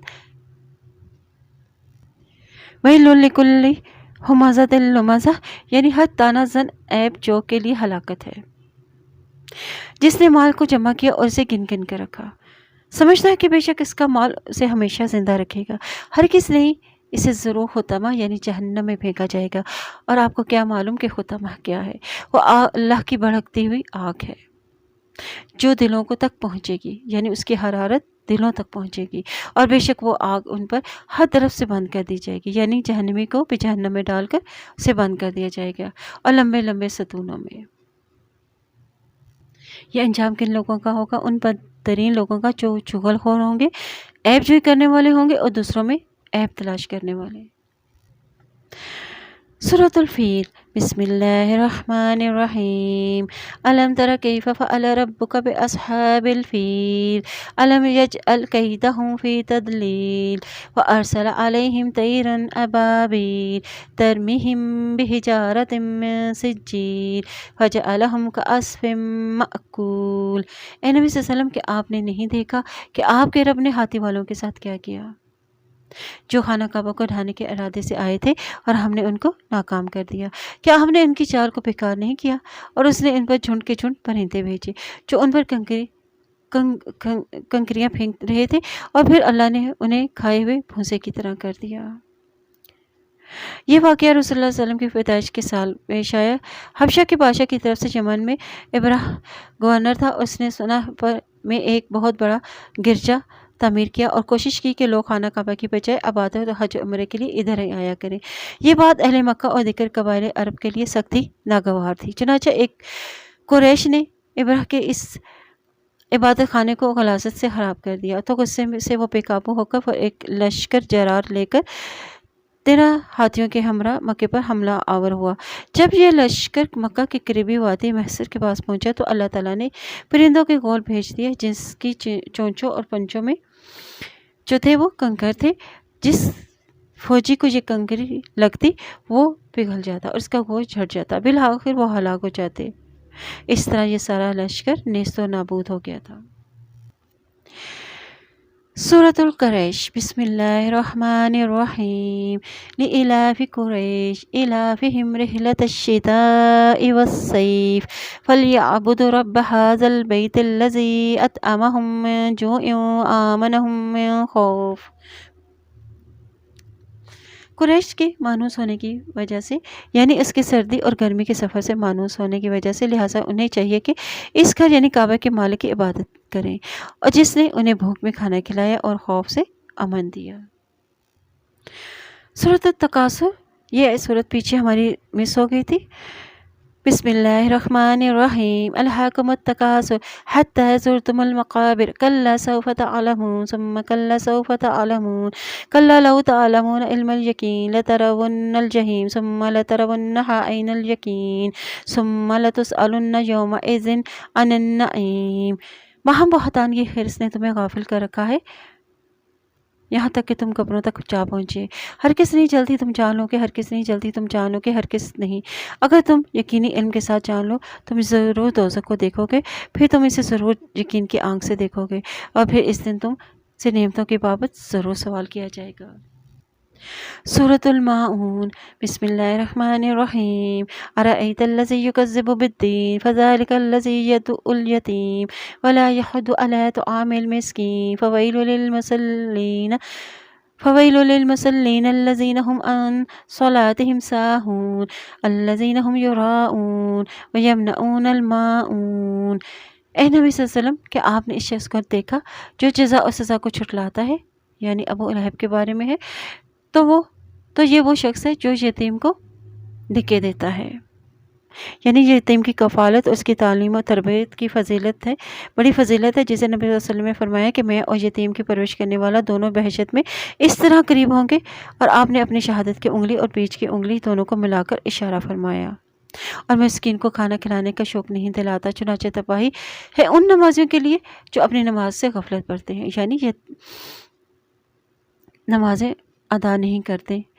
جو یتیم اور مسکین کی عزت نہیں کرتا ان کی پھر نماز بھی قبول نہیں ہوتی، اور جو دکھاوا کرتے ہیں اور لوگوں کو استعمال کی معمولی چیز بھی دینے سے انکار کرتے ہیں، یعنی اتنے بخیل ہیں کہ چھوٹی سے چھوٹی چیز بھی روک لیتے ہیں۔ سے معلوم ہوا کہ حقوق اللہ اور حقوق العباد ہی مکمل دین ہے۔ سورۃ الکوثر بسم اللہ الرحمن الرحیم انا اعطیناک الکوثر فصل لربک وانحر ان شانئک هو الابتر۔ اے نبی صلی اللہ علیہ وسلم یقیناً ہم نے آپ کو کوثر عطا فرمایا۔ کوثر یعنی کثرت سے ملنے والی بھلائی، حوض کوثر۔ تو آپ اپنے رب ہی کے لیے نماز پڑھیں، یعنی پھر نعمتوں کے ملنے پر نعمت دینے والے کا حق ادا کرنا، اور قربانی کریں، اور بے شک آپ کا دشمن ہی جر کٹا ہے، یعنی اس کا کوئی بھی نام لینے والا نہیں ہے، یعنی دوسروں کا برا چاہنے والا خود ہی تباہ ہو جائے گا۔ سورۃ الکافرون بسم اللہ الرحمن الرحیم قل یا ایہا الکافرون لا اعبد ما تعبدون ولا انتم عابدون ما اعبد ولا انا عابد ما عبدتم ولا انتم عابدون ما اعبد لکم دینکم ولی دین۔ اے نبی صلی اللہ علیہ وسلم آپ کہہ دیجئے اے کافرو، یعنی سارے کافر جن کی بابت اللہ تعالیٰ کو علم ہے کہ وہ اب ان کا خاتمہ کفر و شرک پر ہی ہوگا، کیونکہ اس صورت کے نازل ہونے کے بعد بہت سے مشرک مسلمان ہو گئے تھے، اور ان میں بتوں کی عبادت نہیں کرتا جن کی تم عبادت کرتے ہو، اور نہ تم اس کی عبادت کرتے ہو جن کی میں عبادت کرتا ہوں، اور نہ ہی میں عبادت کرنے والا ہوں جن کی تم عبادت کرتے ہو، اور نہ تم اس کی عبادت کرنے والے ہو جن کی میں عبادت کرتا ہوں، اور تمہارے لیے تمہارا دین اور میرے لیے میرا دین۔ یعنی دو نظریے ہیں، سوچ رکھنے والے کبھی بھی اکٹھے نہیں ہو سکتے کیونکہ دونوں کا انجام الگ الگ ہے۔ سورۃ النصر بسم اللہ الرحمن الرحیم اذا جاء نصر اللہ والفتح ورأیت الناس يدخلون فی دین اللہ افواجا فسبح بحمد ربک واستغفر انہ کان توابا۔ اے نبی صلی اللہ علیہ وسلم، جب اللہ کی مدد اور فتح آ پہنچی، یعنی جب اسلام کا کفر پر غلبہ حاصل ہو گیا اور آپ لوگوں کو دیکھیں گے کہ وہ اللہ کے دین میں گروہ در گروہ داخل ہو رہے ہیں، تو آپ اپنے رب کی حمد کی ساتھ تسبیح بیان کیجیے اور اس سے بخشش مانگیے، بلا شبہ وہ بہت بڑا توبہ قبول کرنے والا ہے۔ نزول کے اعتبار سے یہ صورت آخری ہے جس میں یہ صورت نازل ہوئی۔ جس وقت یہ صورت نازل ہوئی تو صحابہ کرام سمجھ گئے کہ آپ نے صلی اللہ علیہ وسلم کا آخری وقت آ گیا ہے، اس لیے آپ صلی اللہ علیہ وسلم کو تسبیح و تحمید اور استغفار کا حکم دیا جا رہا ہے۔ نصر اللہ والفتح یعنی اللہ کی مدد کا مطلب ہے کہ اسلام اور مسلمانوں کا کفر اور کافروں پر غلبہ ہے، اور الفتح سے یہ مراد فتح مکہ ہے جو نبی پاک صلی اللہ علیہ وسلم کا مسکن تھا، لیکن کافروں نے آپ صلی اللہ علیہ وسلم کو اور صحابہ کرام کو وہاں سے ہجرت کرنے پر مجبور کر دیا تھا۔ چنانچہ جب 8 ہجری میں مکہ فتح ہو گیا تو لوگ فوج در فوج اسلام میں داخل ہوئے، جب کہ اس سے پہلے ایک اور دو فرد ہی مسلمان ہوتے تھے۔ فتح مکہ سے لوگوں پر یہ بات واضح ہو گئی کہ آپ صلی اللہ علیہ وسلم اللہ کے سچے پیغمبر ہیں اور دین اسلام دین حق ہے جس کے بغیر نجات اب ممکن نہیں، اور اللہ تعالیٰ نے فرمایا کہ جب ایسا ہو کہ دین اسلام کے بغیر نجات ممکن نہ ہو تو یہ سمجھ لے کہ تبلیغ رسالت اور احقاق حق کا فرض جو تیری ذمہ تھا وہ پورا ہو گیا، اب تیرا دنیا سے کوچ کرنے کا وقت قریب آ گیا ہے، اس لیے ہم تو تسبیح الہی اور استغفار کا خوب اہتمام کرو، اور اس سے معلوم ہوا کہ حق اسلام ہی سچا دین ہے اور باطل نے ختم ہو جانا ہے۔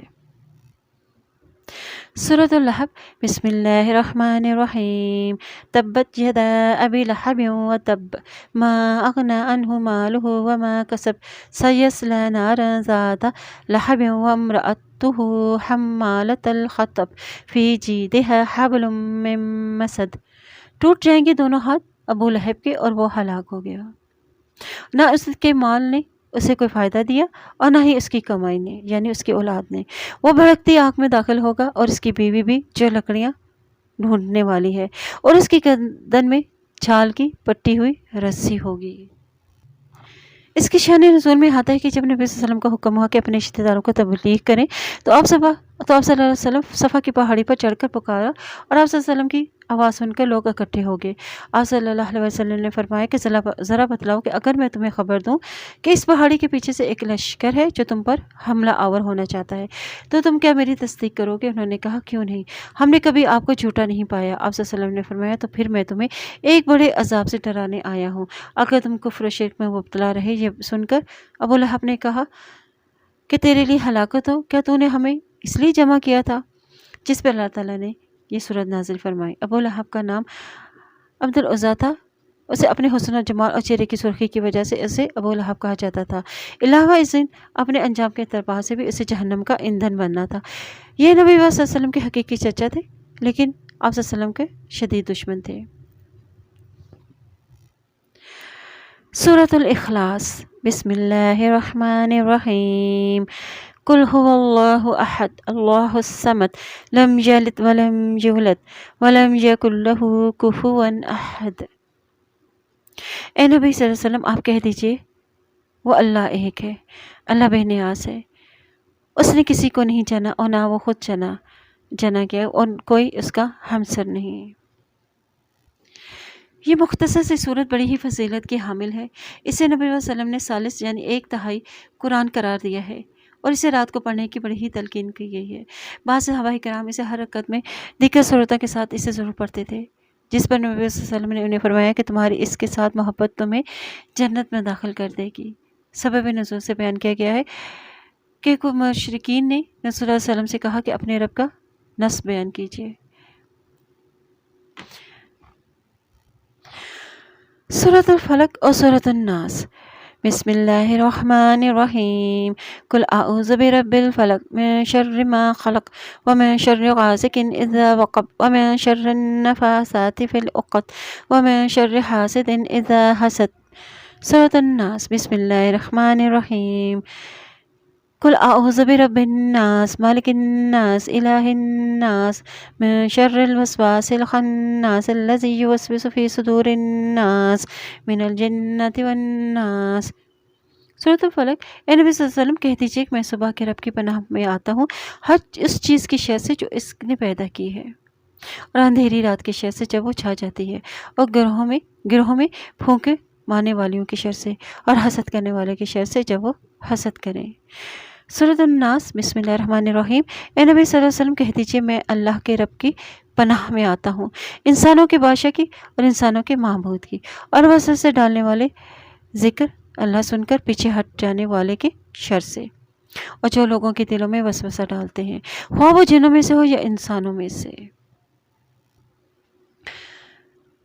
اس صورت کے بعد سورۃ الناس ہے، سورۃ الفلق کے بعد سورۃ الناس ہے، اور دونوں کی مشترکہ فضیلت متعدد احادیث میں بیان کی گئی ہے۔ مثلا ایک حدیث میں نبی صلی اللہ علیہ وسلم نے فرمایا کہ آج کی رات مجھ پر کچھ ایسی آیتیں نازل ہوئی ہیں جس کی مثال میں نے کبھی نہیں دیکھی۔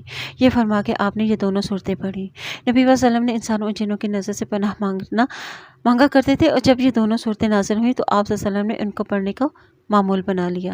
حضرت عائشہ رضی اللہ تعالیٰ عنہا فرماتے ہیں کہ جب آپ صلی اللہ علیہ وسلم کو کوئی بھی تکلیف ہوتی تو آپ معوذتین یعنی سورۃ الفلق اور سورۃ الناس پڑھ کر اپنے جسم پر پھونک لیتے تھے، اور جب آپ صلی اللہ علیہ وسلم کی تکلیف زیادہ ہوتی تو میں یہ صورتیں پڑھ کر آپ صلی اللہ علیہ وسلم کے ہاتھوں کو برکت کی امید سے آپ کے جسم پر پھیر دیتی۔ جب نبی صلی اللہ علیہ وسلم پر جادو کیا گیا تو حضرت جبرائیل علیہ السلام نے بھی یہی دو صورتیں لے کر حاضر ہوئے اور فرمایا کہ ایک یہودی نے آپ صلی اللہ علیہ وسلم پر جادو کیا ہے، اور یہ جادو فلاں کنویں میں ہے۔ آپ صلی اللہ علیہ وسلم نے حضرت علی رضی اللہ تعالیٰ عنہ کو وہاں بھیج کر اسے منگوایا، اور آپ صلی اللہ علیہ وسلم نے ان دونوں صورتوں میں سے ایک ایک آیتیں پڑھتے جاتے اور گرہ کھولتے جاتے، اور سوئی نکل جاتی، اور خاتمے تک پہنچتے پہنچتے ساری ہی گرہیں کھل گئی اور ساری ہی سوئیاں نکل گئیں۔ آپ اس طرح صحیح سالم ہو گئے اور جیسے کہ کوئی شخص جگڑ بندی سے آزاد ہو جائے۔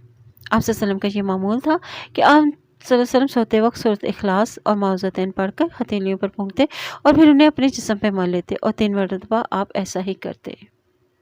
اور سورۃ فلق کے معنی صبح کے ہیں، یعنی صبح کی تخصیص اس لیے کہ جس طرح اللہ رات کا اندھیرا ختم کر کے دن کو روشنی لا سکتا ہے، وہی اللہ اسی طرح خوف و دہشت کو ختم کر کے پناہ مانگنے والوں کو امن بھی دے سکتا ہے۔ یا انسان جس طرح رات کو اس بات کا منتظر ہوتا ہے کہ صبح روشن ہو جائے گی، اسی طرح خوف زدہ آدمی پناہ کے ذریعے سے صبح کامیابی کی طلوع کا امیدوار ہوتا ہے، اور ہر چیز سے پناہ جو اسے نقصان پہنچا سکتی ہو۔ رات کی تاریکی ہی میں خطرناک درندے اپنے کچاروں سے، اور موذی جانور اپنے بلوں سے، اور جرائم پیشہ لوگ بھی اپنے اپنے مذموم ارادوں کے لیے نکلتے ہیں۔ ان الفاظ کے ذریعے سے ان تمام چیزوں سے پناہ طلب کی جائے۔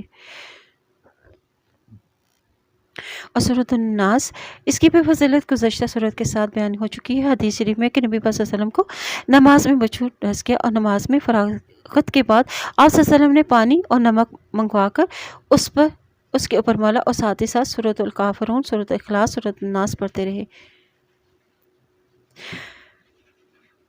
قل اعوذ برب الناس، یہاں رب اس سے مطلب کہ جو ابتدا سے ہے رب، کہ جب انسان اپنی ماں کے پیٹ میں ہوتا ہے اس کی تدبیر و اصلاح کرتا ہے یہاں تک کہ وہ بالغ و عاقل ہو جاتا ہے، پھر وہ تدبیر تمام مخلوق کے لیے کرتا ہے۔ وہ ذات تمام انسانوں کی پرورش اور نگہداشت کرنے والی ہے، وہی اس لائق ہے کہ کائنات کی حکمرانی اور بادشاہی بھی اسی کے پاس ہے۔ پھر وہ اسی بات کا مستحق ہے کہ اسی کی عبادت کی جائے۔ الحمدللہ آج یہ سفر تمام ہوا۔ اللہ تعالی ہمیں اس قرآن پاک کو پڑھنے، اس پہ غور و فکر کرنے اور اس پہ عمل کرنے کی توفیق عطا فرمائے۔ یہ بڑی ہی عظمت اور فضیلت والی کتاب ہے، خیر و برکت سے مالا مال ہے، ہدایت اور حکمت سے لبریز ہے، شک و شبہات سے بالا تر ہے، حق و باطل کو واضح کرنے والی ہے، جہالت کے اندھیروں سے نکال کر توحید کے نور سے منور کرنے والی ہے، ایمان والوں کے لیے جنت کی بشارت دینے والی ہے اور انکار کرنے والوں کو جہنم سے ڈرانے والی کتاب ہے۔ ہمیں اس نعمت پر اللہ تعالیٰ کا شکر ادا کرنا چاہیے، کیونکہ حدیث سے واضح ہے کہ تم میں سے، نبی صلی اللہ علیہ وسلم نے فرمایا کہ تم میں سے سب سے بہترین شخص وہ ہے جو قرآن سیکھے اور اسے سکھائے۔ اور اس قرآن پاک کے پڑھنے میں اگر کوئی ہم سے غلطی کوتاہی سرزد ہو کہ اللہ تعالیٰ اسے ہمیں معاف فرمائے، اور اللہ تعالیٰ سے دعا ہے کہ اے اللہ، اے حاجت روا، اے مشکل کشا، اے دعاؤں کے سننے والے، اے رب العزت، اے ساری کائنات کے مالک، اے عرش عظیم کے مالک، ہم تیرے آگے ہاتھ پھیلائے ہوئے ہیں، تو ہماری خطاؤں کو معاف فرما دے، اور جو ہمارے ساتھ مجلس میں شامل ہیں ان سب کو اس قرآن پاک کے اجر و ثواب میں شامل کریں۔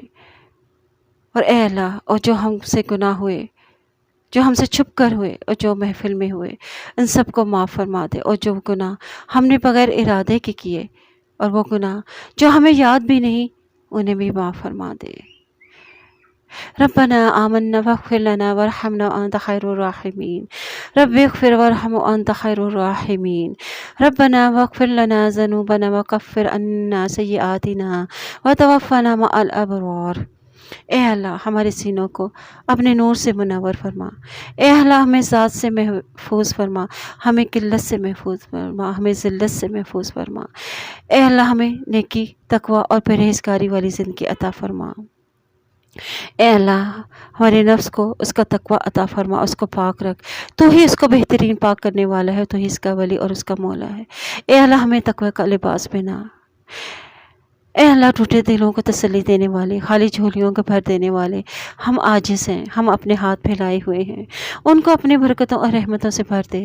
اے ہمارے رب، ہمیں اپنی رضا عطا فرما، اور اے اللہ ہمیں آپ جیسا چاہتے ہیں ہمیں ویسا بننے کی توفیق عطا فرما، اور ہمیں ہمیشہ اپنے در سے عطا فرما۔ اے اللہ تو ہی رحیم ہے، تو ہمارے دلوں کا ہدایت بخش دے۔ اے اللہ ہمیں وہ نور عطا فرما جو پل صراط پر روشنی بن جائے۔ اے اللہ ہمیں ان خوش نصیبوں میں شامل فرما جن کی تو توبہ قبول کرتا ہے اور جن کے گناہوں کو تو اپنے فضل و کرم سے نیکیوں میں بدل دیتا ہے۔ اے اللہ ہمارے دل اور ہمارے قدم اپنی رضا کی طرف پھیر دے۔ اے اللہ ہمارے دلوں کو غفلت سے دور کر دے، ہمیں آخرت کی تیاریوں کی فکر عطا فرما، اور قیامت کے دن کی ذلت اور رسوائی سے بچا لے۔ اے اللہ ہمارے ہاتھ تیرے سامنے پھیلے ہوئے ہیں، ان کو اپنی شان کے مطابق خیر و برکت، دنیا اور آخرت کی بھلائی اور کامیابی سے بھر دے، اور ہمیں ہر وہ چیز عطا فرما جس کی ہمیں ضرورت ہے، اور ہمیں شیطانی وسوسوں سے بچا۔ اے اللہ ہمیں اپنے پاس سے بہترین مددگار عطا فرما۔ اے اللہ ہمیں حاسدوں کے حسد سے، دشمنوں کی سازشوں سے ہمیں اور ہماری اولاد کو محفوظ رکھ۔ اے اللہ ہماری اولادوں کو ہمارے پیچھے انہیں ہمارے لیے صدقہ جاریہ بنا دے، اور ان کی نسلوں میں ایمان کو باقی رکھنا۔ اے اللہ ہمیں دنیا اور آخرت میں صالحین کا ساتھ عطا فرما۔ یا اللہ ہم تیرے ہر خیر کے محتاج ہیں، تو ہمیں ہر خیر سے نواز۔ رب انزلنی منزل مبارک وانت خیر منزلین۔ اے اللہ ہمیں مبارک جگہ عطا فرما، اور ہمیں دنیا میں سچائی کا مقام عطا فرما، اور سچائی ہی کا مقام سے نکال، اور اپنے پاس سے ہمارے لیے بہترین قوت عطا فرما۔ رب انی لما انزلت الی من خیر فقیر۔ ربنا لا تزغ قلوبنا بعد اذ هديتنا وهب لنا من لدنك رحمة انك انت الوهاب۔ اے اللہ ہمیں ایمان پر ثابت قدمی عطا فرما، ہمارے گناہوں کو بخش دے۔ یا اللہ ہمیں اپنی نعمتیں عطا فرما، ایسی نعمتیں عطا فرما جو کبھی نہ ختم ہو۔ یا حی یا قیوم، یا حی یا قیوم یا رحمان یا رحیم یا ذوالجلال والاکرام۔ مجھے وہ توفیق دے کہ تو نے جو احسان مجھ پر کیا ہے میرے والدین پر، میں ان کا شکر گزار بن سکوں، اور یہ کہ میں نیک عمل کروں، وہ عمل کروں جو تجھ کو پسند آ جائے، اور میری اولاد میں تقوی عطا پیدا کر۔ اے اللہ ہم سے اپنے دین کی خدمت کو قبول فرما، بے شک تو سننے والا اور خوب جاننے والا ہے۔ اے اللہ عالم الغیب پر رحم فرما، جہاں جہاں بھی مسلمان پریشان حال ہیں، لاچار ہیں، مشکلوں میں گھرے ہوئے ہیں، ان سب پر اپنا فضل فرما، اور بے روزگاروں کو روزگار عطا فرما، بے اولادوں کو اولاد عطا فرما، بے گھروں کو بہترین ٹھکانہ عطا فرما۔ یا اللہ ہمیں اپنا شکر گزار بندہ بنا۔ آمین ثم آمین۔ سبحانک اللہم و بحمدک، اشہد ان لا الہ الا انت، استغفرک و اتوب الیک۔